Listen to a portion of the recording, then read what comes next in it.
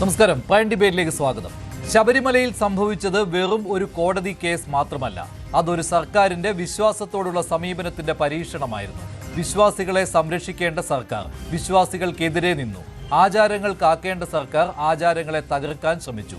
ഇപ്പോൾ വീണ്ടും ശബരിമല യുവതീ പ്രവേശന കേസ് സുപ്രീം കോടതി പരിഗണിക്കാൻ തീരുമാനിച്ചപ്പോൾ സർക്കാരിന് മുന്നിൽ ഇടുത്തിയായി മാറുന്നു. ചോദ്യം ഒന്നാണ്: വിശ്വാസത്തെ വെല്ലുവിളിച്ച രാഷ്ട്രീയ തീരുമാനം ഇടത് സർക്കാർ എങ്ങനെ എതിർക്കും? വിശ്വാസവും സംരക്ഷിക്കും, സാമൂഹ്യ പരിഷ്കരണവും നടപ്പാക്കും എന്ന് സർക്കാർ ഇപ്പോൾ പ്രഖ്യാപിക്കുകയാണ്. തുല്യതയ്ക്കെതിരെ നിലപാടെടുക്കാൻ വളഞ്ഞ വഴി തേടാൻ സംസ്ഥാന സർക്കാർ തയ്യാറെടുക്കുന്നു. പുനഃപരിശോധനാ ഹർജികൾ നീണ്ടുപോകുമെന്ന് കരുതി ആശ്വസിച്ചിരുന്ന പിണറായി സർക്കാരിന് മുന്നിൽ ഇനി വഴിയെന്ത്? ആചാരത്തെ എതിർത്തില്ലെന്ന് പറയാൻ സർക്കാരിന് കഴിയുമോ? പ്രൈം ഡിബേറ്റ് ചർച്ച ചെയ്യും.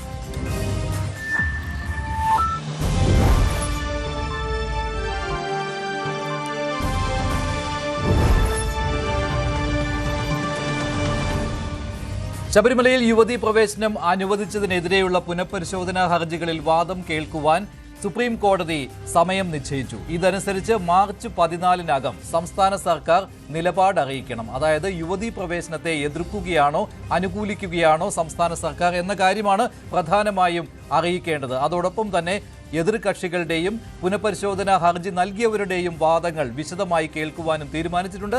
അത് ഏപ്രിൽ മാസത്തിലാണ് കേൾക്കാൻ പോകുന്നത്. എന്തായാലും ഏപ്രിൽ 16-നകം ഇക്കാര്യത്തിൽ വാദം പൂർണ്ണമായിട്ടും തീർക്കുന്നതിന് വേണ്ടിയുള്ള തീരുമാനമാണ് സുപ്രീം കോടതി എടുത്തിരിക്കുന്നത്. ഏതാണ്ട് 7 വർഷത്തോളമാണ് പുനഃപരിശോധനാ ഹർജികൾ നൽകിയതിനു ശേഷം ഈ തീരുമാനം നീണ്ടുപോയത്. സംസ്ഥാന സർക്കാരിന് അത് ആശ്വാസമായിരുന്നു. 2019 വരെ ശക്തമായ നിലപാടെടുത്തതാണ് സംസ്ഥാന സർക്കാർ. ശബരിമലയിൽ എല്ലാ പ്രായത്തിലുമുള്ള സ്ത്രീകളെ കയറ്റണം, മല ചവിട്ടാൻ അനുവദിക്കണം എന്നത്. പക്ഷേ 2019 ലോക്സഭാ തെരഞ്ഞെടുപ്പിലെ തോൽവിക്ക് ശേഷം ഇക്കാര്യത്തിൽ സർക്കാർ അയവ് വരുത്തി.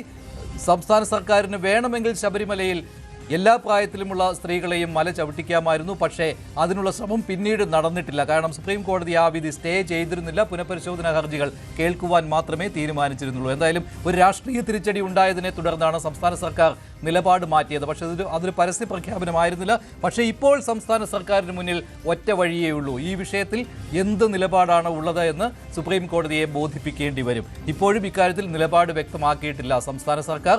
സുപ്രീം കോടതി ചോദിക്കുമ്പോൾ നിലപാട് അറിയിക്കാമെന്നാണ് പറഞ്ഞിരുന്നത്. ഇപ്പോൾ സുപ്രീം കോടതി ചോദിച്ചു. അപ്പോഴും ഉരുണ്ടു പറയുകയാണ് ഇപ്പോൾ സംസ്ഥാന സർക്കാർ ചെയ്യുന്നത്. ഇന്ന് നിയമമന്ത്രി പി രാജീവാണ് ഇതേക്കുറിച്ച് മാധ്യമങ്ങളെ കണ്ട് സംസാരിച്ചത്. അപ്പോഴും അദ്ദേഹം കരണം മറിച്ചിൽ തന്നെയാണ്, മലക്കം മറിച്ചിൽ തന്നെയാണ് നടത്തുന്നത്. എന്തായിരിക്കും നിലപാട്? യുവതീ പ്രവേശനത്തെ എതിർക്കുകയാണോ അതോ അനുകൂലിക്കുകയാണോ? ഇക്കാര്യത്തിൽ നിലപാട് ഇതുവരെ പറഞ്ഞിട്ടില്ല. മന്ത്രിയുടെ വാക്കുകൾ ആദ്യം കേൾക്കാം. അല്ല, അന്നത്തെ ഞങ്ങളുടെ അഫിഡാവിറ്റ്, അന്ന് പഴയ അഫിഡാവിറ്റിൽ തന്നെ 4-ാമത്തെ പാരഗ്രാഫിൽ പറയുന്നത് ഏതാ?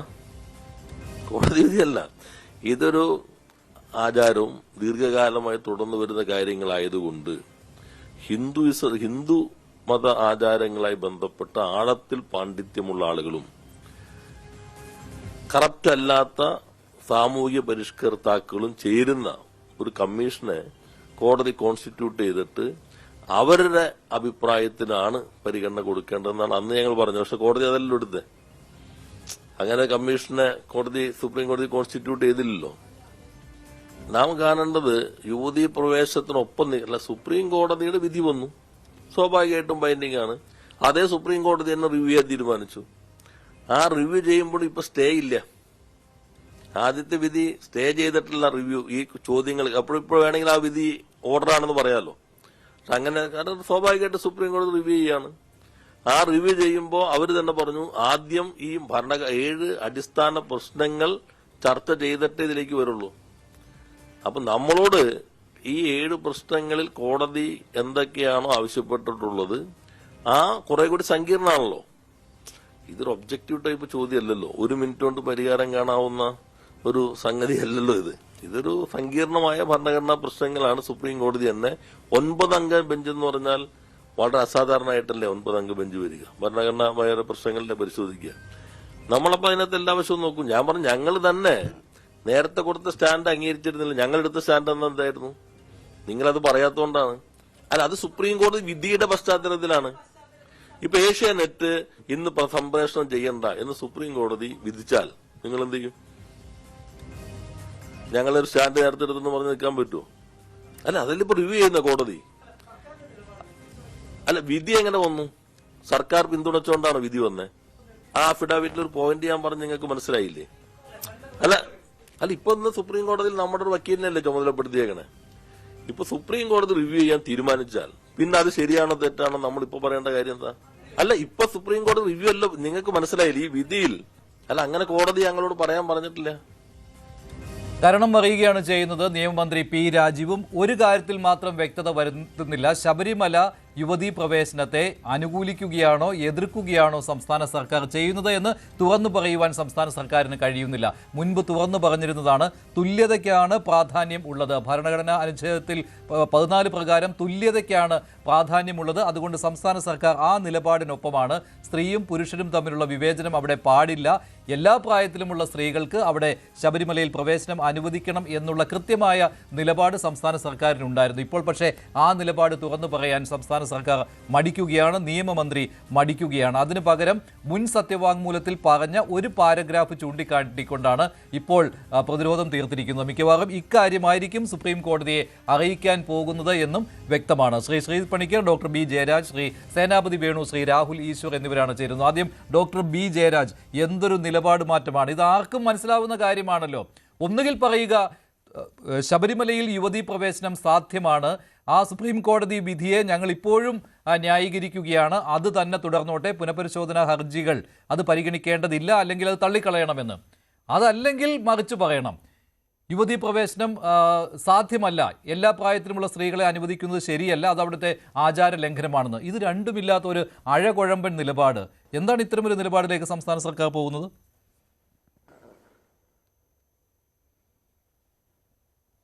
ഇതിനകത്ത് മഞ്ജുഷ ചോദിച്ച ചോദ്യം ഇന്ന് മാധ്യമപ്രവർത്തകർ രാജീവിനോട് ചോദിച്ച ചോദ്യത്തിന്റെ കണ്ടന്റ് കേൾക്കുമ്പം ഇന്നലെ ആയിരുന്നല്ലോ വാലന്റൈൻസ് ഡേ ഇല്ലേ? ഇന്നലെ മെനഞ്ഞാന്നോ?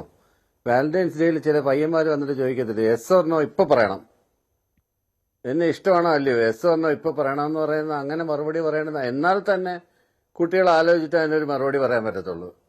ഇപ്പോൾ ഒരാളത്ത് പ്രപ്പോസ് ചെയ്യുകയാണെങ്കിൽ തന്നെ ആലോചിച്ചിട്ട് മറുപടി പറയാൻ. അതുപോലെ എസ് ഓർനോ പറയേണ്ടുന്ന ഒരു ക്വസ്റ്റ്യൻ ആണെന്ന് രാജീവ് മിനിസ്റ്റർ ചോദിച്ചുള്ളൂ. ഇതിനകത്തുള്ള പ്രധാനപ്പെട്ട ചോദ്യങ്ങൾ എന്താണ്? ഇത് കോൺസ്റ്റിറ്റ്യൂഷണൽ മൊണാർക്കിയുടെ ക്വസ്റ്റ്യൻ ആണ്, കോൺസ്റ്റിറ്റ്യൂഷണൽ മൊറാലിറ്റിയുടെ ക്വസ്റ്റ്യൻ ആണ്, റിലീജിയസ് ഫ്രീഡത്തിനെ സംബന്ധിച്ചിട്ടുള്ള ഡിബേറ്റ് ആണ് ഇതിനകത്ത് നടക്കുന്നത്.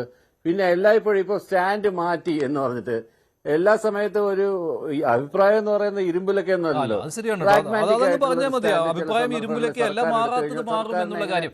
പറയാനായിട്ട് പറ്റും.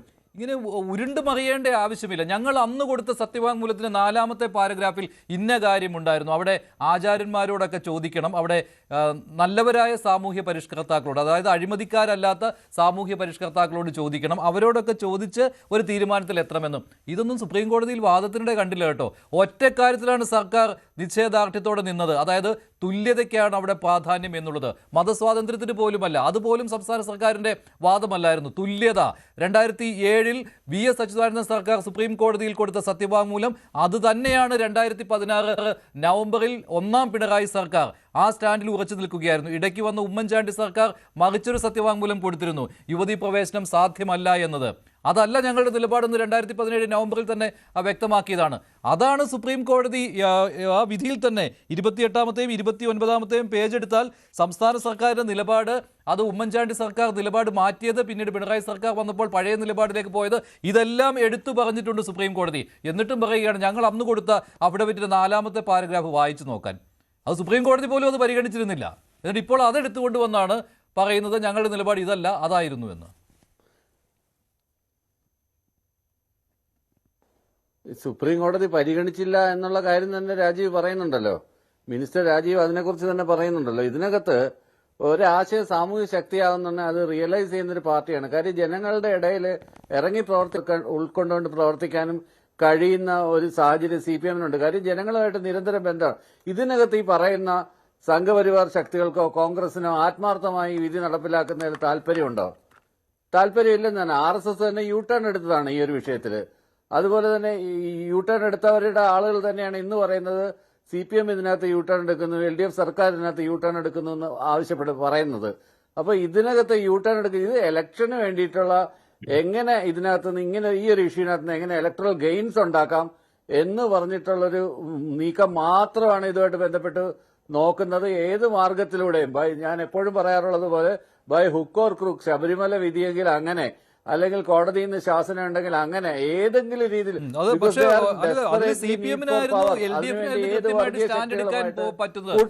പോയാലും വേണ്ടില്ല, 4 വോട്ടിന് വേണ്ടി ഞങ്ങൾ ഈ പണിക്കില്ല, തുല്യത അതിനപ്പുറം കളിക്കാൻ ഞങ്ങളില്ല എന്ന് പറയാനുള്ള ആർജവും കാട്ടുന്നില്ല. എന്നിട്ട് പിന്നെ പറഞ്ഞ കാര്യമില്ല, ഞങ്ങൾ ജനങ്ങളോട് ഇടപഴകുന്ന പാർട്ടിയാണെന്ന്. അപ്പോൾ ജനങ്ങൾ നൽകിയ മുന്നറിയിപ്പ് നിങ്ങൾക്ക് ഇപ്പോൾ മനസ്സിലായി വൈകിയാണെങ്കിലും. ശരി, ശ്രീ സേനാപതി വേണു, ഇക്കാര്യത്തിൽ UDF എന്തിനാണ് ശാഠ്യം പിടിക്കുന്നത്? ഇപ്പോൾ തന്നെ yes or no പറയണമെന്ന്. അത് സുപ്രീം കോടതിയിൽ വരട്ടെന്നേ, മാർച്ച് 14 വരെ സമയമുണ്ടല്ലോ. അല്ല, ഇവിടെ മഞ്ജുഷേ, ഒരു കാര്യത്തിൽ സർക്കാരിനൊരു നിലപാട് വേണമല്ലോ. ആ നിലപാടാണ് എന്ത് എന്ന് പ്രതിപക്ഷ നേതാവും അതുപോലെ തന്നെ KPC പ്രസിഡന്റും UDF ഒക്കെ ചോദിക്കുന്നത്. സർക്കാരിന് ഈ കാര്യത്തിലുള്ളൊരു നിലപാടെന്താണ്? ഇപ്പോൾ 7 വർഷമായിട്ട് ഈ കേസ് കോടതിയിൽ നിൽക്കുന്നു. 2018 വന്ന വിധിയാണ്. ഏറ്റവും കൗതുകകരമായ ഒരു കാര്യം, ഈ വിധി വന്നതിന് ശേഷം നടന്ന പാർലമെന്റ് തെരഞ്ഞെടുപ്പിന് ശേഷം അന്ന് കോടിയേരി ബാലകൃഷ്ണനാണ് CPIMന്റെ സംസ്ഥാന കമ്മിറ്റിയുടെ ജനറൽ സെക്രട്ടറി. അദ്ദേഹത്തിന്റെ നേതൃത്വത്തിലാണ് കേരളത്തിലെ മുഴുവൻ വീടുകളിലും കയറി എന്താ പറഞ്ഞ ഒരു ക്ഷമാപണം, ഞങ്ങൾക്ക് തെറ്റുപറ്റി എന്ന് ഇവര് ഏറ്റു പറഞ്ഞുകൊണ്ട് എൻ്റെ പിഴ എന്ന് പറഞ്ഞ് ഭവന സന്ദർശനം നടത്തിയത്. അതൊക്കെ അവരുടെ രാഷ്ട്രീയം. പക്ഷെ ഇവിടെ ഇപ്പോൾ ഗവൺമെന്റ് കൃത്യമായിട്ടൊരു ഉത്തരം പറയേണ്ട സമയം സമാഗതമായിരിക്കുന്നു. അതിന് യെസ് അല്ലെങ്കിൽ നോ, യുവതി പ്രവേശനത്തെ നിങ്ങൾ അംഗീകരിക്കുന്നുണ്ടോ ഇല്ലയോ? ആ ഒരു ചോദ്യമാണ് ഇപ്പൊ നമ്മുടെ മുമ്പിൽ പ്രസക്തമാണ്. നിയമമന്ത്രി രാജീവ് പറഞ്ഞത് അതിനെ താങ്കൾ എങ്ങനെയാണ് കാണുന്നത്? അദ്ദേഹം മുൻ സത്യവാങ്മൂലത്തിൽ, അത് 2007 VS സർക്കാരിന്റെ കാലത്ത് കൊടുത്തിരുന്ന സത്യവാങ്മൂലത്തിൽ ഇങ്ങനെയൊരു പ്രൊവിഷൻ ഉണ്ടായിരുന്നു എന്നാണ്. അതായത് ഈ ഹിന്ദു സമുദായത്തിലെ ആചാര്യന്മാരുമായിട്ടും സാമൂഹ്യ പരിഷ്കർത്താക്കളുമായിട്ടും ആലോചിച്ച് ഒരു തീരുമാനം സുപ്രീം കോടതി എടുക്കട്ടെ എന്ന്. അത് കോടതി ഒന്നും മാനിച്ചില്ല. അത് ഞങ്ങൾ വീണ്ടും പറയാൻ പോവുകയാണ്, അതാണ് ഞങ്ങളുടെ സ്റ്റാൻഡ് എന്ന്. അതേസമയത്ത് തന്നെ അദ്ദേഹം പറയുന്നുണ്ട് കേട്ടോ, തുല്യതയ്ക്ക് പ്രാധാന്യമുണ്ട് എന്ന്. അതായത് ഒരേ സമയം വിശ്വാസ സംരക്ഷണവും അതിനോടൊപ്പം തന്നെ സാമൂഹ്യ പരിഷ്കരണവും, രണ്ട് വെള്ളത്തിൽ. അത് തന്നെ സത്യവാങ്മൂലത്തിലെ ഖണ്ഡിക 4 അതിൻ്റെ അകത്ത് ഒരു ജനറൽ ഇതുപോലെ അങ്ങ് പറയുന്നു എന്നുള്ളതല്ലേ ഉള്ളൂ. ഇവരുടെ പ്രയർ, സത്യവാങ്മൂലത്തിന്റെ അവസാനം ഇവരുടെ പ്രയർ എന്താണ്, അതിന്റെ കണ്ടന്റ് എന്താണ്?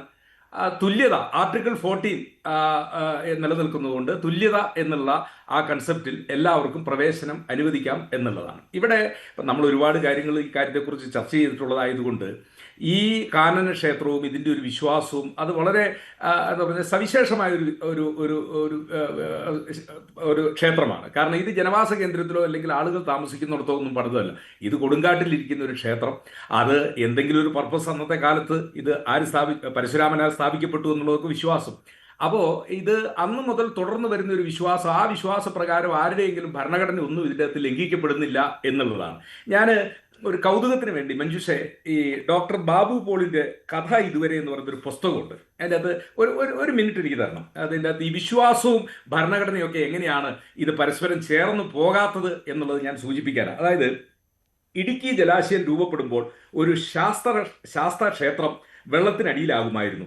ആ ക്ഷേത്രം മാറ്റി സ്ഥാപിക്കുന്നത് സംബന്ധിച്ച് ആർക്കും അഭിപ്രായ വ്യത്യാസം ഉണ്ടായിരുന്നില്ല. ക്ഷേത്രത്തിന്റെ പുനഃസ്ഥാപനം സംബന്ധിച്ച അനിശ്ചിതത്വം തീരാതെ പദ്ധതി ഉദ്ദേശിക്കും പോലെ മുന്നോട്ട് പോവുകയില്ല എന്ന് ആരോ ഉള്ളിരുന്ന് പറയും പോലെ എനിക്ക് തോന്നി. ഞാൻ ചുമതല വിജയചന്ദ്രനെ ഏൽപ്പിച്ചു. ഒരു ദേവപ്രശ്നം വേണമെങ്കിൽ നടത്താൻ പറഞ്ഞു. പ്രശ്നത്തിൽ അമ്പലം മാറ്റരുത് എന്ന് തെളിഞ്ഞാലോ എന്ന ഒരു സംശയം സ്വാഭാവികമായിരുന്നു. ഭക്തവത്സലനായ ഭഗവാൻ അങ്ങനെ പറയുകയില്ല എന്ന് ഞാൻ ധൈര്യപ്പെടുത്തി. അതായിരുന്നു സത്യം. ഉടൻ മാറ്റണം എന്നതാണ് പ്രശ്നത്തിൽ തെളിഞ്ഞത്. ഞങ്ങൾ തിരഞ്ഞെടുത്ത സ്ഥലമാണ് ഏറ്റവും ഉത്തമം എന്നും കണ്ടു. ഞാനിത് പറഞ്ഞത് ഡോക്ടർ ബാബു പോളിനെ പോലെ ഒരാള് കേരളത്തിലെ IAS അന്നത്തെ പരീക്ഷയിൽ 1ാം റാങ്ക് നേടിയത്. ഇപ്പോൾ ഇടുക്കി ഡാമിന്റെ കൺസ്ട്രക്ഷൻ കഴിഞ്ഞ് എൻ്റെ 50ാം വർഷം ഇതിലേക്ക് പൂർത്തിയാകുന്ന ഒരു ഘട്ടത്തിലാണ്. അപ്പോൾ അദ്ദേഹം പറഞ്ഞത് ഈ ഡാമിന്റെ റിസർവോയർ നിറയുമ്പോൾ അതിനകത്ത് അയ്യപ്പൻ കോവിലിന്റെ ഒരു ശാസ്ത്ര ക്ഷേത്രം, അതും പരശുരാമനാൽ സ്ഥാപിക്കപ്പെട്ട ക്ഷേത്രം എന്നാണ് കൺസെപ്റ്റ്. അവിടുത്തെ അയ്യപ്പൻ ഇരിക്കുന്നത് പൂർണ്ണ പുഷ്കല എന്ന് പറഞ്ഞ 2 ദേവിമാരോടൊപ്പമാണ്. അപ്പം ഞാൻ പറഞ്ഞതെന്ന് ചോദിച്ചാൽ, ഇത് വെള്ളത്തിലാകുമെന്ന് കണ്ട ഒരു ഘട്ടത്തിൽ ഇതിനെന്തിനാ ദേവപ്രശ്നം നടത്തുന്നത്, ഇല്ലെങ്കിൽ ഇതെന്തിനാ മാറ്റുന്നത്? അത് ഗവൺമെന്റ് ഉത്തരവ് പ്രകാരം മാറ്റിയാൽ പോരെ എന്ന് നമുക്കിപ്പോൾ യുക്തിപരമായിട്ട് ചോദിക്കാം. പക്ഷെ ബാബു പോളിനെ പോലെ ഒരാള് അദ്ദേഹത്തിന്റെ ആത്മകഥ ഇതുവരെയും അതിന്റെ പേജ് 150 എന്നത് 37 ഒരു അധ്യായം തന്നെ അദ്ദേഹം എഴുതിയിരിക്കുന്നു. അപ്പൊ ഞാൻ പറഞ്ഞത് എന്താണെന്ന് ചോദിച്ചാൽ, ചിലപ്പോൾ നമ്മുടെ വിശ്വാസവും ഈ ഭരണഘടനയിലെ തീരുമാനങ്ങളും അതൊന്നിച്ച് പൊരുത്തപ്പെട്ടു പോകുന്നത്, ആ വിശ്വാസം വേറൊരു ഭാഗം. അതാണ് സുപ്രീം കോടതി പരിഗണിക്കാൻ പോകുന്നതും. സുപ്രീം കോടതിയുടെ പരിഗണനാ വിഷയങ്ങളിലും അതാണല്ലോ ആർട്ടിക്കിൾ 25-ഉം ആർട്ടിക്കിൾ 14-ഉം തമ്മിൽ, അത് തമ്മിൽ പൊരുത്തപ്പെട്ടു പോകുമോ എന്നുള്ള കാര്യം. ഇത് നേരത്തെയും ഇത് ചർച്ച ചെയ്തതാണ്. ഇപ്പോൾ വീണ്ടും അത് തന്നെയാണ് പോകുന്നത്. മതസ്വാതന്ത്ര്യത്തിന് മുകളിലാണോ തുല്യത എന്നുള്ളതാണല്ലോ, അതിലേക്കാണല്ലോ അവസാനം വരാൻ പോകുന്നത്. ശ്രീത് പണിക്കർ, ഒറ്റ കാര്യം കൂടെ, അതായത് മറ്റൊരാൾക്ക് ഒരു ഉപദ്രവമോ ഇല്ലെങ്കിൽ ഒരാളുടെ, ഇപ്പൊ ഞാൻ പറഞ്ഞില്ലേ, ശബരിമല ക്ഷേത്രത്തിൽ ദർശനം നടത്തിയില്ല എന്നതുകൊണ്ട് ഏതെങ്കിലും വനിതകൾക്ക് PSCയിൽ നിയമനം കിട്ടുന്നതിന് തടസ്സമുണ്ടോ? കോളേജിൽ പഠിക്കുന്നതിനോ ഇല്ലെങ്കിൽ അവരുടെ സ്വാതന്ത്ര്യത്തിന് എന്തെങ്കിലും തടസ്സമുണ്ടോ? അവർക്ക് വോട്ടർ പട്ടികയിൽ പേര് ചേർക്കുന്നതിനോ ജനാധിപത്യ അവകാശം വിനിയോഗിക്കുന്നതിന് എന്തെങ്കിലും ഒരു തടസ്സമുണ്ടോ? ഈ കൊടുങ്കാട്ടിലുള്ള ഈ ക്ഷേത്രത്തിൽ ദർശനം നടത്തിയേ അടങ്ങൂ എന്നുള്ള ചിലർ വാശി പിടിക്കുന്നത്, അത് ഭരണഘടനയുടെ ആർട്ടിക്കിൾ 14 തുല്യതയൊന്നും അല്ലെന്നേ. അതൊക്കെ വേറെ ചില പിടിവാശിയുടെ കാര്യത്തിലാണ്. പക്ഷേ സുപ്രീം കോടതി നേരത്തെ ഉത്തരവിട്ടത് അങ്ങനെയല്ല, മറിച്ചാണ് ഉത്തരവിട്ടത്. അവിടെ തുല്യതയ്ക്കായിരുന്നു പ്രാധാന്യം, മതസ്വാതന്ത്ര്യത്തിനും. അതിൽ ഉമ്മൻചാണ്ടി സർക്കാർ കൊടുത്തൊരു VS-ന്റെ സത്യവാങ്മൂലത്തിന് ശേഷം ഞങ്ങളുടെ ഗവൺമെന്റ് UDF ഗവൺമെന്റ് അധികാരത്തിൽ വന്നപ്പോൾ ഉമ്മൻചാണ്ടി ഗവൺമെന്റ് കൊടുത്തൊരു സത്യവാങ്മൂലം, അതിനകത്ത് വളരെ സ്പെസിഫിക് ആയിട്ട് ആ കാര്യം പറയുന്നുണ്ടല്ലോ. അവിടെ വിശ്വാസികൾക്കൊപ്പം നിൽക്കണം, വിശ്വാസം. അതല്ല സർക്കാരിന്റെ നിലപാട്, മറിച്ച് VS സർക്കാർ കൊടുത്തതാണ് നിലപാടെന്ന് പിണറായി സർക്കാർ തിരുത്തിയത്. ശ്രീത് പണിക്കർ, ഇവിടെ മന്ത്രി P രാജീവ് വളരെ എന്താണെന്ന് വെച്ചാൽ അദ്ദേഹം ഇക്കാര്യത്തിൽ ആ സത്യവാങ്മൂലത്തിന് 4-ാമത്തെ പാരഗ്രാഫിലേക്ക് നമ്മുടെ ശ്രദ്ധയെ ആകർഷിച്ചുകൊണ്ടാണ് മുഴുവൻ കാര്യങ്ങളും പറഞ്ഞത്. അതിൽ നിന്ന് കടുകിടി അദ്ദേഹം മാറാൻ തയ്യാറായതുമില്ല. അദ്ദേഹം ചോദിക്കുന്ന ഒരു കാര്യമുണ്ട്, ഇത് സംസ്ഥാന സർക്കാർ ഈ തുല്യതയ്ക്ക് പ്രാധാന്യം നൽകിക്കൊണ്ട് അവിടെ വിവേചനം പാടില്ല, എല്ലാ പ്രായത്തിലുമുള്ള സ്ത്രീകളെ അനുവദിക്കണം എന്ന് പറഞ്ഞതുകൊണ്ടല്ലല്ലോ സുപ്രീം കോടതി ഉത്തരവിട്ടത്. അങ്ങനെയാണെങ്കിൽ സംസ്ഥാന സർക്കാർ പറഞ്ഞ വേറൊരു ക്ലോസും കൂടി അവിടെയുണ്ട്, അതാണ് ഈ 4-ാമത്തെ പാരഗ്രാഫ്. അത് കോടതി പരിഗണിക്കണമായിരുന്നുവല്ലോ. അപ്പോൾ സംസ്ഥാന സർക്കാരിൻ്റെ ഒരു ഉത്തരവിലൂടെ അല്ലല്ലോ എല്ലാ പ്രായത്തിലുമുള്ള സ്ത്രീകൾക്ക് അവിടെ പ്രവേശനം കിട്ടിയത്. ഇതൊക്കെ പറഞ്ഞുകൊണ്ടാണ് കാര്യങ്ങൾ എങ്ങോട്ടാണ് ചെന്നെത്തുന്നതെന്ന് മനസ്സിലായല്ലോ. 14-ാം തീയതിക്ക് മുമ്പ് സംസ്ഥാന സർക്കാർ സുപ്രീം കോടതിയിൽ അറിയിക്കാൻ പോകുന്നത് ഞങ്ങൾ ഒരേ സമയം തുല്യതയ്ക്കും അതേസമയം സാമൂഹ്യ പരിഷ്കരണത്തിനും ഒപ്പമാണ് എന്നുള്ള അഴകുഴമ്പൻ നിലപാടായിരിക്കും, സംശയമില്ലല്ലോ. ശ്രീ മഞ്ജുഷ്, ഇവിടെ ശ്രീ P രാജീവിനോടുള്ള ഒരേ ഒരു ചോദ്യമേ ഉള്ളൂ. അദ്ദേഹത്തിൻ്റെ കയ്യിലിരിക്കുന്ന അഫിഡവിറ്റിൽ 4-ാമത്തെ പാരഗ്രാഫ് മാത്രമേ ഉള്ളൂ എന്നുള്ളതാണ് അദ്ദേഹത്തിനോടുള്ള ചോദ്യം. എന്തുകൊണ്ടാണ് അദ്ദേഹം ഈ 4-ാമത്തെ പാരഗ്രാഫിനെ കുറിച്ച് മാത്രം പറയുന്നത്? ഈ ഒരൊറ്റ കാര്യം മാത്രമേ ഞങ്ങളുടെ അഫിഡവിറ്റിൽ ഉണ്ടായിരുന്നു എന്നല്ല അദ്ദേഹം പറയുന്നത്, മറിച്ച് സുപ്രീം കോടതിയിൽ വാദിക്കാത്ത എന്നാൽ സത്യവാങ്മൂലത്തിൽ ഉണ്ടായിരുന്ന ഒരു ഭാഗത്തിനെ കുറിച്ചാണ്. ഇത് വാദത്തിൽ വന്നിട്ടില്ല. അതുകൊണ്ടാണ് കോടതിയുടെ ഉത്തരവിൽ ഇതിനെക്കുറിച്ച് ഒരു തരത്തിലുള്ള പരാമർശവും ഉണ്ടായിട്ടില്ല. പക്ഷേ സർക്കാരിൻ്റെ അഭിപ്രായമായിട്ട് വളരെ കൃത്യമായിട്ട് എന്തൊക്കെയായിരുന്നു വാദം എന്നതിനെക്കുറിച്ച് 2018 വിധിയിൽ സുപ്രീം കോടതി കൃത്യമായിട്ട് രേഖപ്പെടുത്തിയിട്ടുണ്ട്. അപ്പോൾ അതിലേക്ക് പോകുന്നത് എങ്ങനെയാണ്? നമ്മൾ ഈ പറയുന്ന 4-ാമത്തെ പാരഗ്രാഫ് എന്ന് പറയുന്നത് പൂർണ്ണമായിട്ടും ഭക്തർക്കും ആചാരത്തിനും അനുകൂലമായിട്ട് ഉമ്മൻചാണ്ടി സർക്കാർ നൽകിയിരുന്ന അഫിഡവിറ്റ് അത് മാറ്റിയിട്ട് അതല്ല, അതിനു മുമ്പുണ്ടായിരുന്ന VS സർക്കാരിൻ്റെ കാലത്തെ അഫിഡവിറ്റാണ് ഞങ്ങളുടെ നിലപാട് എന്ന് പറഞ്ഞിട്ടാണ് ഇവർ പോയത്. അതിനുശേഷം എന്ത് ചെയ്തു? ജയ്ദീപ് ഗുപ്ത എന്ന് പറയുന്ന വക്കീലിനെ വെച്ച് അത് കോടതിയിൽ വാദിച്ചു. കോടതിയിൽ വാദിച്ച സമയത്ത് പറഞ്ഞിരുന്ന കാര്യം എന്താണ്? ശബരിമലയിലെ യുവതീ പ്രവേശ വിലക്ക് എന്ന് പറയുന്നത് വിവേചനമാണ്. ഞങ്ങളുടെ സർക്കാർ എല്ലാ തരത്തിലുള്ള വിവേചനങ്ങൾക്കും എതിരാണ്.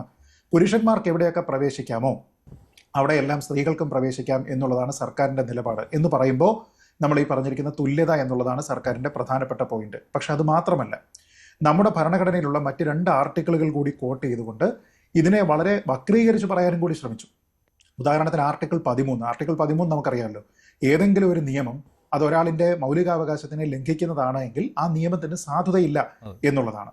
ഇവിടെ ഇവർ പറയുന്നത് എന്താണ്? അന്നുണ്ടായിരുന്ന Kerala Hindu places of public worship ആക്ടിലെ 1965 ആക്ടിലെ റൂൾ 3B പറയുന്ന സമയത്ത് അതൊരാളിൻ്റെ മൗലികാവകാശത്തിനെ ഹനിക്കുന്നു എന്ന് പറയുമ്പോൾ ഒരു സ്ത്രീയെ സംബന്ധിച്ചിടത്തോളം അല്ലെങ്കിൽ ഒരു യുവതിയെ സംബന്ധിച്ചിടത്തോളം അവരുടെ മൗലികാവകാശമാണ് ശബരിമലയിൽ പോവുക, അത് ലംഘിക്കപ്പെടുന്നു എന്ന് പറഞ്ഞുകൊണ്ട് ഇത് ഭരണഘടനാ വിരുദ്ധമാണ് എന്ന് പറയുന്നതിന് വേണ്ടിയിട്ടാണ് ആർട്ടിക്കിൾ 13 കോട്ട് ചെയ്തത്. ഇനി അവിടെയും നിന്നില്ല, ആർട്ടിക്കിൾ 17 എടുത്തു. ആർട്ടിക്കിൾ 17 എന്തിനാണ്? അയിത്തം. അപ്പോൾ അയിത്തം എന്ന് പറയുന്നത് എങ്ങനെയാണെന്ന് ഡിഫൈൻ ചെയ്തിട്ടുണ്ട്. ഒരാളിൻ്റെ ജന്മസ്ഥലം, ഒരാളിൻ്റെ ജെൻഡർ, അയാളുടെ പല പല കാര്യങ്ങൾ പറയുന്നുണ്ട്, അയാളുടെ ജാതി, മതം, അങ്ങനെ കുറേ കാര്യങ്ങൾ പറയുന്നുണ്ട്. ഇതിൻ്റെ അടിസ്ഥാനത്തിലാണ് അയിത്തം നിർണ്ണയിക്കപ്പെടുക. വളരെ കൃത്യമായിട്ട് ഭരണഘടന ഡിഫൈൻ ചെയ്യുന്ന യാഡ് സ്റ്റിക്ക് ഉണ്ട്. പക്ഷെ അവിടെ പറഞ്ഞത് എന്താണ്? പ്രായത്തിൻ്റെ അടിസ്ഥാനത്തിൽ സ്ത്രീകളെ ഒഴിവാക്കുന്നത് കൂടി ഈ അയിത്തത്തിൻ്റെ വിശാലമായ അർത്ഥത്തിലേക്ക് പരിഗണിക്കണം എന്ന് അങ്ങോട്ട് പ്രപ്പോസ് ചെയ്യുകയാണ്. എന്ന് വെച്ചാൽ ശബരിമലയിലുള്ള യുവതീ പ്രവേശ വിലക്ക് എന്ന് പറയുന്നത് ആർട്ടിക്കിൾ 17 പ്രകാരം അൺടച്ചബിലിറ്റി ആണ് എന്ന രീതിയിലത്തേക്ക് ദുർവ്യാഖ്യാനം ചെയ്യാൻ ശ്രമിച്ചു. നമുക്ക് എല്ലാവർക്കും അറിയാം, ഇതിന് ഫോർ ഓർ അഗെയിൻസ്റ്റ് പറയുന്ന ആൾക്കാർക്കറിയാം ഇത് ഏതെങ്കിലും തരത്തിൽ സ്ത്രീകളെ യുവതികളെ ഒഴിവാക്കുന്നതിന് വേണ്ടിയിട്ടുള്ള ഒരു ഡിസ്ക്രിമിനേറ്ററി സ്റ്റെപ്പ് അല്ല എന്നെല്ലാവർക്കും അറിയാം. അൺടച്ചബിലിറ്റിയുടെ ഭാഗമല്ല എന്നെല്ലാവർക്കും അറിയാം. അങ്ങനെ അൺടച്ചബിലിറ്റി ഉണ്ടെങ്കിൽ എന്തുകൊണ്ടാണ് 10 വയസ്സ് വരെ ഒരു സ്ത്രീക്ക് അല്ലെങ്കിൽ ഒരു പെൺകുട്ടിക്ക് അൺടച്ചബിലിറ്റി ഇല്ലാത്തത്? 50 വയസ്സ് കഴിയുന്ന സമയത്ത് ഒരു സ്ത്രീക്ക് അൺടച്ചബിലിറ്റി ഇല്ലാത്തത് എന്തുകൊണ്ടാണ്? അപ്പോൾ അത് സ്ത്രീ എന്ന് പറയുന്ന ഒരു ജെൻഡറിനോടുള്ള അൺടച്ചബിലിറ്റി അല്ല. ഒരു ബന്ധിതമായിട്ട് ഏതെങ്കിലും ഒരു നിയന്ത്രണം കൊണ്ടുവരുന്നത് അൺടച്ചബിലിറ്റി അല്ല. അങ്ങനത്തെ ഒരു ഡെഫിനിഷനും ഇല്ല. അപ്പോൾ അവിടെ ദുർവ്യാഖ്യാനമാക്കിക്കൊണ്ട് ആർട്ടിക്കിൾ 17-നെതിരാണ് എന്ന് പറഞ്ഞു. പിന്നെ പറഞ്ഞിരിക്കുന്ന ഒരു വലിയ കാര്യമുണ്ട്. ഇന്ന് മന്ത്രി പറഞ്ഞിരിക്കുന്നതിന് ഘടകവിരുദ്ധമായിട്ടുള്ള കാര്യമാണ്. ഈ 4ാമത്തെ പാരഗ്രാഫിൽ പറയുന്ന കാര്യം എന്താ? ഇത് ഏറെക്കാലമായിട്ട് അല്ലേ പണ്ട് മുതലേ തന്നെ നിലനിൽക്കുന്ന ഒരു ആചാരമായതുകൊണ്ട് അതിൽ ഈ പറയുന്ന ആൾക്കാരോടൊക്കെ അന്വേഷിക്കണമെന്ന്. എന്നിട്ട് അവിടെ സർക്കാരിന് വേണ്ടിയിട്ട് ജയ്ദീപ് ഗുപ്ത വാദിച്ച കാര്യം എന്താണെന്നറിയോ? ശബരിമലയിലെ യുവതീ പ്രവേശ വിലക്ക് എന്ന് പറയുന്നത് ഒരു എസെൻഷ്യൽ റിലീജിയസ് പ്രാക്ടീസ് അല്ല എന്ന്. അതായത് സാധാരണ എങ്ങനെയാണ് റിലീജിയസ് പ്രാക്ടീസ് ആയി മാറുന്നത്, ERP ആയി മാറുന്നത് എങ്ങനെയാണ്? ആ മതത്തിന്റെ ചിട്ടയ്ക്ക് അല്ലെങ്കിൽ അതിന്റെ ആചാരത്തിന് ഇത് എസെൻഷ്യലാണ്. അത് നൂറ്റാണ്ടുകളായിട്ട് അല്ലെങ്കിൽ ആ മതം ഉണ്ടായ കാലം മുതൽ, ആ ആചാരം ഉണ്ടായ കാലം മുതൽ നിലനിൽക്കുന്നു എന്നതിന്റെ അടിസ്ഥാനത്തിലാണ്. അപ്പോൾ ആ 4ാമത്തെ പാരഗ്രാഫിൽ അങ്ങനെ വലിയ പാരമ്പര്യമുള്ള ഒരു കാര്യമാണ് അവിടുത്തേത് എന്ന് പറയുന്ന ഇതേ സർക്കാർ തന്നെ ജയ്ദീപ് ഗുപ്തയെ കൊണ്ട് സുപ്രീം കോടതിയിൽ വാദിച്ചിരിക്കുന്നത് ശബരിമലയിലെ യുവതീ പ്രവേശ വിലക്കെന്ന് പറയുന്നത് മതപരമായിട്ട് ഒരു അനിവാര്യതയല്ലെന്ന്. പക്ഷേ 2019 ശേഷം നിലപാട് മാറി. ശ്രീത് പണിക്കർ, 2019 ലോക്സഭാ തെരഞ്ഞെടുപ്പിലെ തോൽവിക്ക് ശേഷം യഥാർത്ഥത്തിൽ സംസ്ഥാന സർക്കാരിന്റെ നിലപാട് മാറി, LDFന്റെയും നിലപാട് മാറി. പക്ഷേ പിന്നീട് സുപ്രീം കോടതിയെ ബോധിപ്പിക്കുവാനുള്ള ഒരവസരം വന്നില്ല. അത് നന്നായി. സംസ്ഥാന സർക്കാർ നിലപാട് മാറ്റിയോ ഇല്ലയോ എന്ന് ചോദിക്കുമ്പോൾ വരട്ടെ, സുപ്രീം കോടതിയിലെ പുനഃപരിശോധനാ ഹർജികൾ വരട്ടെ, അന്നേരം പറഞ്ഞോളാം എന്ന് പറഞ്ഞ് മുൻകൂർ ജാമ്യം എടുത്തു. ഇത് കൃത്യം തെരഞ്ഞെടുപ്പിന്റെ മുൻപ് ഇങ്ങനെയൊരു സംഭവം ഇടുത്തിയായി വന്നു വീണു എന്നല്ലേ കരുതാൻ പറ്റുകയുള്ളൂ. ഇനി നിലപാട് പറയാതെ മുന്നോട്ട് പോകാനാവില്ല. അതാണ് ഞാൻ ചോദിച്ചത്. അവിടെ നിലപാട് പറയുമ്പോൾ ഈ പറയുന്ന 4ാമത്തെ പാരഗ്രാഫിൽ മാത്രം ഒതുക്കി നിർത്തുമോ? അങ്ങനെയാണെങ്കിൽ നിലപാട് മാറ്റി എന്നുള്ളതാണല്ലോ വരുന്നത്. അത് കാരണം ആചാര്യന്മാരോട് സംസാരിച്ച് തീർക്കട്ടെ, അത് ഞങ്ങൾ അതിനകത്ത് ഇടപെടില്ല എന്ന്. അപ്പോൾ മറ്റേ തുല്യത എന്നുള്ള കാര്യത്തിലേക്കോ ഈ ഐത്തത്തിന്റെ കാര്യത്തിലേക്കോ ഒന്നും അനുച്ഛേദം 13-ലേക്കോ ഒന്നും പോവുകയില്ല. അതോ 2 വള്ളത്തിലും കാല് ചവിട്ടാനുള്ള ശ്രമമായിരിക്കുമോ നടത്തുക?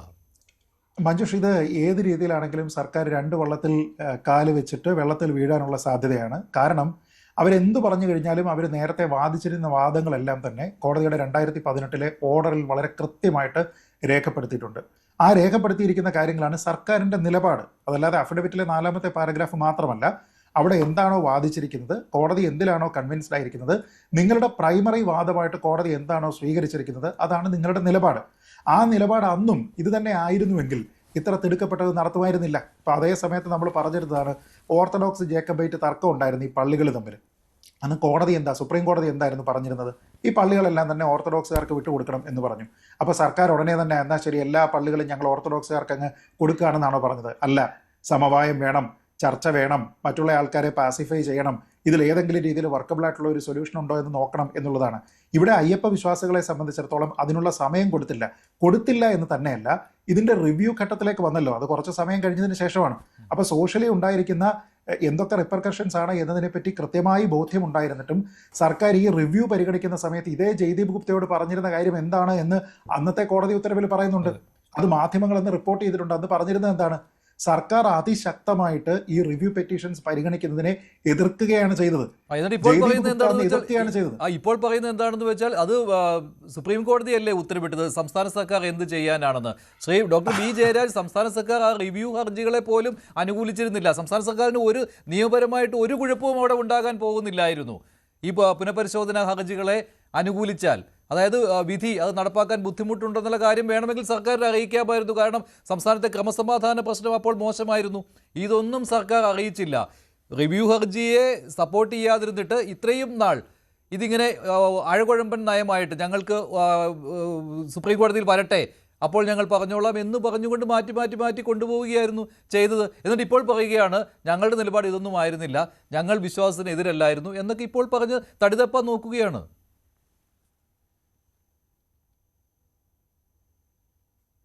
അതല്ലേ മഞ്ജുഷ് ഞാൻ പറഞ്ഞത്. ഇത് ജനങ്ങളുടെ ഇടയിൽ പ്രവർത്തിക്കുന്ന ഒരു പാർട്ടിയാണ്. ജനങ്ങളിൽ നിന്നുള്ള ഫീഡ്ബാക്ക് അനുസരിച്ചാണ് പാർട്ടിയുടെ നയങ്ങളൊക്കെ രൂപീകരിക്കുന്നത്. അതുകൊണ്ട് ചില ഘട്ടങ്ങളിലെങ്കിലും നമ്മൾ ഈ പ്രാഗ്മാറ്റിക് ആയിട്ടുള്ള ചില നിലപാടുകൾ എടുക്കേണ്ടതായിട്ട് വരും. അത് ചില സമയത്ത് എടുക്കേണ്ടി വരും, ചില സമയത്ത് ചില വാദമുഖങ്ങൾ പിടിച്ചു നിൽക്കേണ്ടതായിട്ട് വരും.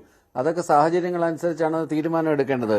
ഇതിനകത്ത് വേറെ ചില വിഷയങ്ങളുണ്ട്. ഇപ്പം ഈ നേരത്തെ ശ്രീജിത് പണിക്കർ ഇവിടെ പറയണ്ടായി ഇവിടുത്തെ ഓർത്തഡോക്സ് സഭയുടെ പള്ളി തർക്കവും അതുപോലെ തന്നെ ദൗരി ബോറകളുടെ കേസും ഇതിനെല്ലാം കൂടെ ഇതെല്ലാം സെമറ്റിക് റിലീജിയൻസ് ആണ്. ഈ സെമറ്റിക് റിലീജിയൻസിനെ എടുത്തു വെച്ചിട്ട് പിന്നെ പേഗൻ റിലീജിയനായിട്ട് എങ്ങനെയാണ് നമുക്ക് കമ്പയർ ചെയ്യാൻ പറ്റുന്നത്?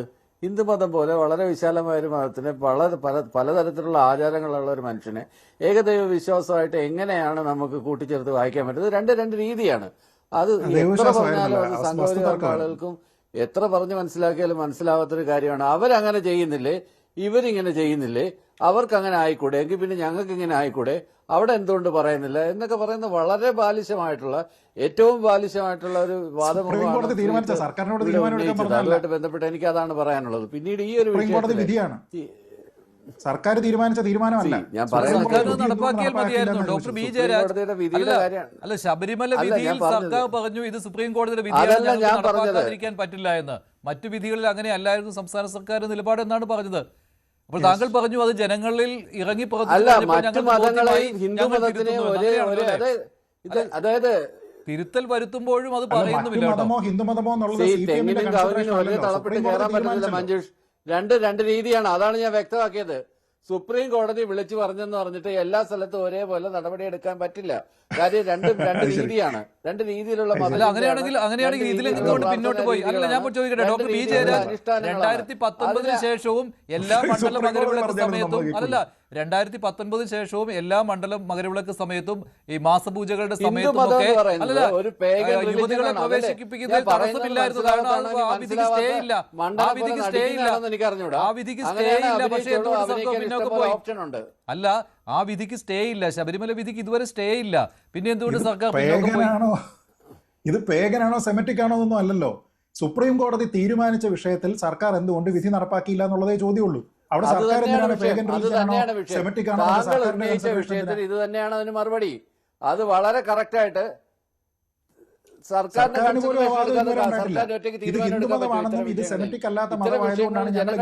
ജനങ്ങളുടെ ഫീഡ്ബാക്ക് അറിയാതെ ഒരു തീരുമാനം എടുക്കാൻ പറ്റില്ല. സർക്കാർ ഒരു തീരുമാനം എടുത്ത് അതിനകത്ത് എന്തെങ്കിലും പിഴവുണ്ടാണെങ്കിൽ ആ പിഴവിനെ തിരുത്താൻ പോലും നിങ്ങൾ സമ്മതിക്കത്തില്ല എന്ന് പറഞ്ഞാൽ എന്താണ് അതിനകത്തുള്ള വിഷയം? എന്തെങ്കിലും ഒരു അപഭ്രംശം ഉണ്ടായിട്ടുണ്ടെങ്കിൽ, എന്തെങ്കിലും ഒരു പിഴവ് ഉണ്ടായിട്ടുണ്ടെങ്കിൽ, എന്തെങ്കിലും ഒരു ജാഗ്രത കുറവായിട്ടുണ്ടായിട്ടുണ്ടെങ്കിൽ അത് തിരുത്തണ്ടേ? അത് തിരുത്താൻ തന്നെയാണ്, അങ്ങനെയാണ് ജനങ്ങളുടെ ഇടയിൽ പ്രവർത്തിക്കുന്ന ഒരു പാർട്ടി എന്ന്. അല്ലാതെ മുമ്പ് ഞങ്ങളൊരു സ്റ്റാൻഡ് എടുത്തു, ആ സ്റ്റാൻഡിൽ തന്നെ ഉറച്ചു നിൽക്കത്തുള്ളൂ, അല്ലെങ്കിൽ പുരോഗമനത്തിൽ നിന്ന് മാറിപ്പോയി എന്നൊക്കെ പറയുന്നത് അത് വ്യക്തമായ ധാരണയോടുകൂടി സർക്കാരിനെ പ്രതിക്കൂട്ടി നിർത്തുക, ഇലക്ഷൻ ഉണ്ടാക്കിയിടുന്ന വാദമുഖങ്ങളാണെന്ന് കാണണമെന്നുണ്ടെങ്കിൽ അതിൽ നമ്മൾ പറയുന്നത് പോലെ വളരെ ക്ലിയറാണ്. പാർട്ടി എന്ന് പറയുന്നു, ജനങ്ങളുടെ തീരുമാനത്തിനനുസരിച്ച് ഞങ്ങൾ മുന്നോട്ട് പോകുമെന്ന് പറയുന്നു. അപ്പോൾ അന്ന് UDF എടുത്ത തീരുമാനം ശരിയായിരുന്നു എന്ന് അംഗീകരിക്കേണ്ടി വരും.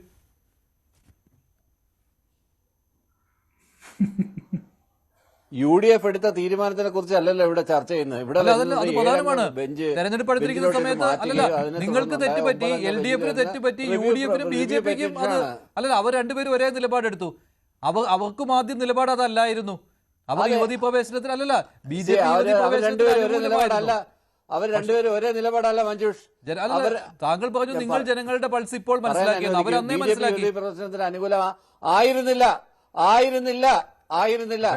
ഒബ്സർവറിന്റെ ഇതെടുത്ത് കാണിക്കണോ? ഞാൻ പ്രസംഗം എടുത്ത് കാണിക്കണോ? എന്താണ് ഈ വിധി വന്ന ഉടനെ ആദ്യം കേരളത്തിൽ ഗോൾഡൻ ഓപ്പർച്യൂണിറ്റി എന്ന് പറഞ്ഞുകൊണ്ട് പ്രസംഗം നടത്തിയത് ഓർമ്മയുണ്ടോ? ആദ്യം എന്തെല്ലാം സമരാഭസങ്ങളാണ് അഴിച്ചുവിട്ടത് സംഘപരിവാറിന്റെ. അതിനെ പ്രത്യക്ഷത്തിൽ യാതൊരു നിലപാടും എടുക്കാതെ RSSകാർ എന്ത് വേണമെങ്കിൽ ചെയ്തോട്ടെ, സംഘപരിവാർ എന്ത് വേണമെങ്കിൽ ചെയ്തോട്ടെ, ഞങ്ങൾക്ക് ഇതിനകത്തൊന്നും ഒരു പങ്കില്ല എന്ന് പറഞ്ഞ് കൈയും കഴിയും മാറി നിന്നവരാണ് കോൺഗ്രസ്സുകാർ. ഇപ്പൊ വലിയ ശബരിമല സ്നേഹമായിട്ട് വരുന്നു. ആ സമയത്തൊന്നും ഒരു സ്നേഹം ഇല്ലായിരുന്നു, ഒരു പ്രസ്താവന. പിന്നെ എങ്ങനെയാണ് കോൺഗ്രസിന്റെ ഉമ്മൻചാണ്ടി സർക്കാർ നിലപാടെടുത്ത് നോക്കിയാൽ അറിയാമല്ലോ. ഉമ്മൻചാണ്ടി സർക്കാരിന്റെ നിലപാടെടുത്ത് നോക്കിയാൽ അറിയാമല്ലോ. ശബരിമല ആചാര ലംഘനത്തിനെതിരെ കരട് നിയമം തിരുവഞ്ചൂർ രാധാകൃഷ്ണൻ അവതരിപ്പിച്ചതാണ് 2021 ആചാര ലംഘനത്തിനെതിരെ. കോൺഗ്രസിന്റെ ഉദ്ദേശശുദ്ധിയെ ചോദ്യം ചെയ്യുന്നതിൽ ഒരു കാര്യമില്ല. 2016 ഉമ്മൻചാണ്ടി സർക്കാർ അഫിഡവിറ്റ് കൊടുത്തതാണ് യുവതി പ്രവേശനം പാടില്ല എന്ന് പറഞ്ഞുകൊണ്ട്. കോൺഗ്രസിന്റെ ഉദ്ദേശശുദ്ധി എന്ന് പറഞ്ഞു കഴിഞ്ഞാൽ RSS എടുത്ത തീരുമാനത്തിനെതിരെ RSS ഇവിടെ മുഴുവൻ അക്രമം അഴിച്ചുവിട്ടപ്പോൾ അതിനെതിരെ ഒരക്ഷരം മിണ്ടാൻ പോലും ഇവിടുത്തെ കോൺഗ്രസുകാർ തയ്യാറായില്ലെന്ന് മാത്രമല്ല, ഇത് സർക്കാരിനെതിരെ ആകുന്നെങ്കിൽ ആയിക്കോട്ടെ എന്ന് പറഞ്ഞ് കൈയും കെട്ടി നോക്കിയിരിക്കുകയാണ് ചെയ്തത്. ആദ്യമേ RSSകാർ ഒബ്സർവറിനകത്ത് എഡിറ്റോറിയൽ എഴുതിയിട്ട് ശബരിമല വിധിയെ പിന്തുണയ്ക്കുകയും അതിനുശേഷം അതേപോലെ അടപടലെ യൂട്ടേൺ എടുക്കുകയും പിന്നീട് ശ്രീധരൻപിള്ളയുടെ പ്രസംഗം വരികയും BJPയുടെ ഗോൾഡൻ ഓപ്പർച്യൂണിറ്റി, ഇതൊന്നും കേരളത്തിലെ സമൂഹം മറന്നിട്ടൊന്നുമില്ല. പക്ഷെ ഞാൻ ചോദിക്കട്ടെ ജയരാജ്, 7 വർഷം കഴിഞ്ഞപ്പോൾ നിങ്ങളും യൂട്ടേൺ അടിക്കുകയാണല്ലോ. സംഘപരിവാറുകാരും യൂട്ടേൺ വൈകി എന്നുള്ളതാണല്ലോ. ആദ്യത്തെ സിഗ്നൽ എടുത്തില്ല, 7 സിഗ്നലുകൾ കഴിഞ്ഞാണ് നിങ്ങൾ യൂട്ടേൺ എടുത്തത്. ആദ്യം തൊട്ട് പറയുന്നത് 7 സിഗ്നലുകൾ കഴിഞ്ഞിട്ടാണ് നിങ്ങൾ യൂട്ടേൺ എടുക്കുന്നത്. ഒരു കാര്യം സമ്മതിക്കുന്നില്ല, ഇതുവരെ യൂട്ടേൺ ഒന്നും എടുത്തിട്ടില്ല. സമയം വരട്ടെ, 14-ാം തീയതി വരെ സമയമുണ്ടല്ലോ. അന്ന് സർക്കാർ ഞാനൊരു അഭിപ്രായം പറഞ്ഞിട്ടുള്ളൂ, ഒരു പ്രധാനമായിട്ടൊരു തീരുമാനം എടുക്കുകയാണെങ്കിൽ ആ തീരുമാനത്തിൽ നിന്നും ജനങ്ങളുടെ ഫീഡ്ബാക്ക് അനുസരിച്ച് മാറേണ്ടി വരും. അങ്ങനെ ഒരു പാർട്ടിയാണ് CPM. അല്ല, CPM ഒരു തീരുമാനം എടുത്തു കഴിഞ്ഞാൽ അത് അങ്ങേയറ്റം വരെ ആ സ്റ്റാൻഡുമായിട്ട് പോകത്തൊന്നുമില്ല. ജനങ്ങളുടെ പാർട്ടിയാണ്, ജനങ്ങളുടെ ഇടയിൽ പ്രവർത്തിക്കുന്ന ഒരു പാർട്ടിയാണ്. ജനങ്ങളുടെ ഇംഗിതം അനുസരിച്ച് ശരിയാണ്. അതാണ് ശ്രീ സേനാപതി വേണു മാറാത്തതായി ഒന്നുമില്ല എന്ന് MV ഗോവിന്ദൻ പറഞ്ഞു. മാറാത്തതായി ഒന്നുമില്ല, ഒരു പാർട്ടിയൊന്നുമല്ല, മാറാത്തതായി ഒന്നുമില്ല എന്ന് MV ഗോവിന്ദൻ പറഞ്ഞു. അതുകൊണ്ടാണ് ശ്രീ സേനാപതി വേണു ഇവിടെ ഇന്നിപ്പം MV ഗോവിന്ദന്റെ മാറ്റം മാത്രമേ ഉള്ളൂ. മാർക്സ് പറഞ്ഞ കോട്ട് ചെയ്തായിരിക്കും. നമ്മുടെ മന്ത്രി CB രാജീവിന്റെ പ്രസ്താവനയിൽ അവരിതിൻ്റെ അകത്ത് കൂട്ടിക്കലർത്തിയ ഒരു കാര്യമുണ്ട്.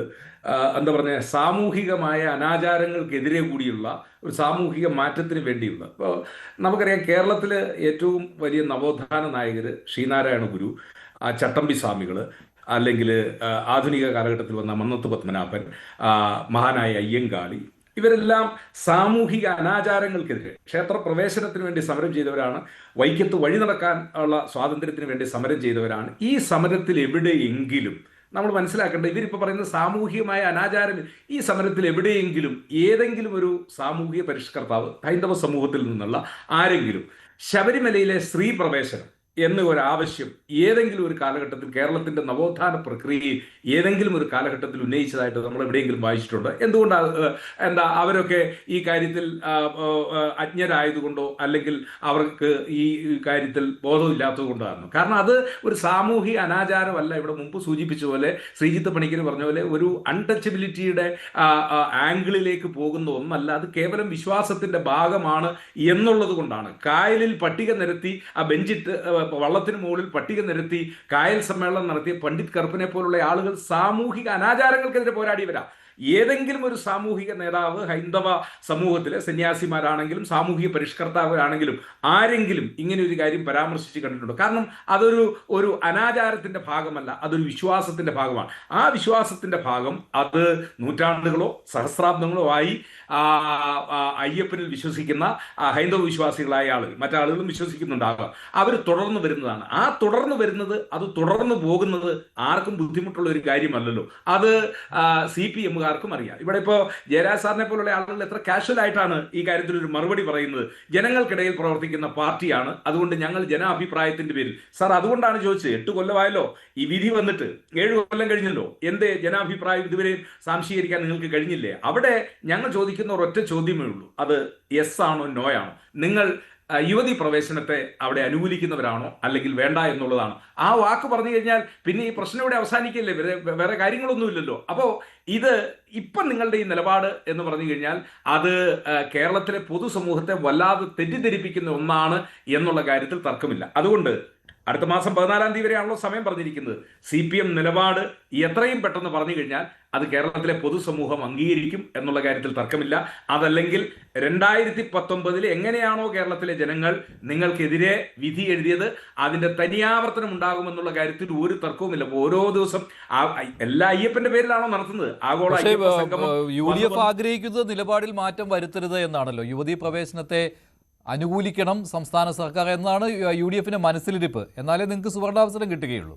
അതൊക്കെ അല്ല, ഞങ്ങൾ പറഞ്ഞല്ലോ, ഞങ്ങളുടെ നിലപാട് വളരെ സുവ്യക്തമായി. ബഹുമാനായ ഉമ്മൻചാണ്ടി സാർ ജീവിച്ചിരിക്കുമ്പോഴും എന്താ പറഞ്ഞ ഞങ്ങളുടെ ഗവൺമെന്റ് ഉണ്ടായിരുന്ന കാലഘട്ടത്തിൽ ഞങ്ങൾ വിശ്വാസികൾക്കൊപ്പം നിന്നുകൊണ്ട് വളരെ സുവ്യക്തമായി ഞങ്ങളുടെ നിലപാട് ഈ കാര്യത്തിൽ പറഞ്ഞിട്ടുള്ളതാണ്. നാളെയും അത് തുടരും എന്നുള്ള കാര്യത്തിൽ തർക്കമില്ല. അതുകൊണ്ടാണ് ഇതുമായി ബന്ധപ്പെട്ടുകൊണ്ടുള്ള എല്ലാ കാര്യത്തിലും UDFിന്റെയും കോൺഗ്രസിന്റെയും നിലപാട് അത് വളരെ കൃത്യമായിട്ട് ഞങ്ങൾ പറഞ്ഞിരിക്കുന്നു. ഇപ്പോഴും ഞങ്ങളത് പറയുന്നു. ആ കാര്യത്തിൽ വിശ്വാസികൾക്കൊപ്പവും ആ സംരക്ഷിക്കപ്പെടേണ്ട വിശ്വാസത്തിനൊപ്പവുമാണ് UDF. അതിനകത്ത് വെള്ളം ശ്രീ പണിക്കർ, ഇന്ന് പി രാജീവ് മാധ്യമങ്ങളെ കണ്ടപ്പോൾ അദ്ദേഹം ആദ്യം പറഞ്ഞ കാര്യം ഇതിന്റെ പരിഗണനാ വിഷയങ്ങളാണ്. ഭരണഘടനാ ബെഞ്ച് മുൻപാകെ വരുന്ന പരിഗണനാ വിഷയങ്ങൾ, അതിൽ ഈ പൊതു താൽപര്യ ഹർജികൾ ഇത്തരം വിഷയങ്ങളിൽ വേണോ വേണ്ടയോ എന്ന് പോലും സുപ്രീം കോടതി പരിശോധിക്കുന്നുണ്ട്. പിന്നെ മതസ്വാതന്ത്ര്യം എവിടെ വരെ എന്നുള്ള കാര്യം, പിന്നെ കോൺസ്റ്റിറ്റ്യൂഷണൽ മൊറാലിറ്റി എന്നുള്ള വിഷയം, ഇതൊക്കെ വരുന്നുണ്ട്. അപ്പോൾ ഈ യെസ് ഓർ നോ ക്വസ്റ്റിന് ആൻസർ പറയേണ്ട ഒരു ആവശ്യം ഇതുവരെ ഉണ്ടായിട്ടില്ല എന്നാണല്ലോ മന്ത്രി പറയുന്നത്. അതിലേക്കായിരിക്കില്ല ഫോക്കസ് പോകുന്നത് എന്ന്. അങ്ങനെ ആകാൻ വഴിയുണ്ടോ? അതായിരിക്കില്ലേ എന്തായാലും ഈ വിധിയുടെ ഘട്ടം വരുമ്പോൾ ഏറ്റവും പ്രധാനമായിട്ടും കടന്നു വരിക? ഇവിടെ പ്രധാനമായിട്ടുള്ളത് ഒരു റെഫറലാണ്. അതാണ് ഇപ്പോൾ പരിഗണിക്കുന്നത്. അപ്പൊ ആ പരിഗണിച്ചതിന് ശേഷം നമ്മൾ ഈ പറയുന്ന കുറെ ബ്രോഡായിട്ടുള്ള കോണ്ടെക്സ്റ്റ് ഉണ്ട്. ആ കോണ്ടെക്സ്റ്റ് എല്ലാം പരിഗണിച്ചതിന് ശേഷമാണ് അവസാനം ശബരിമല വിഷയത്തിലെ തീർപ്പ് കൽപ്പിക്കുക. അപ്പൊ ശബരിമല വിഷയത്തിൽ ഇപ്പോൾ കോടതി പറഞ്ഞിരിക്കുന്നത് എന്താണ്? ഈ യുവതീ പ്രവേശത്തിനെ അനുകൂലിക്കുന്ന ആൾക്കാരുമുണ്ട്, എതിർക്കുന്ന ആൾക്കാരുമുണ്ട്. ഈ രണ്ടാൾക്കാർക്കും വെവ്വേറെ തീയതികൾ കൊടുത്തിട്ടുണ്ട്. 3 ദിവസം വീതം തീയതികൾ അനുവദിച്ചിട്ടുണ്ട്. ആ സമയത്ത് അവർക്ക് അവരുടേതായിട്ടുള്ള വാദങ്ങൾ പറയാം. പിന്നീട് റിജോയിൻഡർ സബ്മിഷന് വേണ്ടിയിട്ടുള്ള ദിവസങ്ങളുണ്ട്. ഹിയറിംഗ് ഏപ്രിൽ 22 കൺക്ലൂഡ് ചെയ്യുന്നു എന്ന രീതിയിലത്തേക്കാണ് നിലവിൽ അതിന്റെ ഡിസൈൻ വെച്ചിരിക്കുന്നത്. എന്ന് വെച്ചാൽ ശബരിമലയിലെ ഈ വിഷയവുമായി ബന്ധപ്പെട്ട് അനുകൂലിക്കുന്ന ആൾക്കാർക്കും എതിർക്കുന്ന ആൾക്കാർക്കും അവരവരുടേതായിട്ടുള്ള സംക്ഷിപ്തമായിട്ടുള്ള അവരുടെ വാദഗതി എന്താണോ അതവിടെ അവതരിപ്പിക്കാനുള്ള അവസരമുണ്ട് എന്നുള്ളതാണ് പ്രധാനം. അപ്പൊ അനുകൂലിക്കുന്ന ആൾക്കാരായ യുവതീ പ്രവേശത്തിനെ അനുകൂലിക്കുന്ന ആൾക്കാരിൽ സർക്കാരുണ്ട്. അപ്പൊ സർക്കാരോട് അഭിപ്രായം പറയണ്ടേ? സർക്കാരോട് അഭിപ്രായം പറയേണ്ടത് കൊണ്ടാണല്ലോ ഇപ്പൊ റിവ്യൂ പെറ്റീഷൻ അവിടെ പരിഗണിക്കുന്ന സമയത്ത് അങ്ങനെയാണെങ്കിൽ സർക്കാർ പോയി നിർബന്ധമായിട്ടും അവിടെ അഭിപ്രായം പറയണം എന്നാരെങ്കിലും പറഞ്ഞിരുന്നോ? ഇല്ല. പക്ഷെ അന്ന് എന്ത് ചെയ്തു?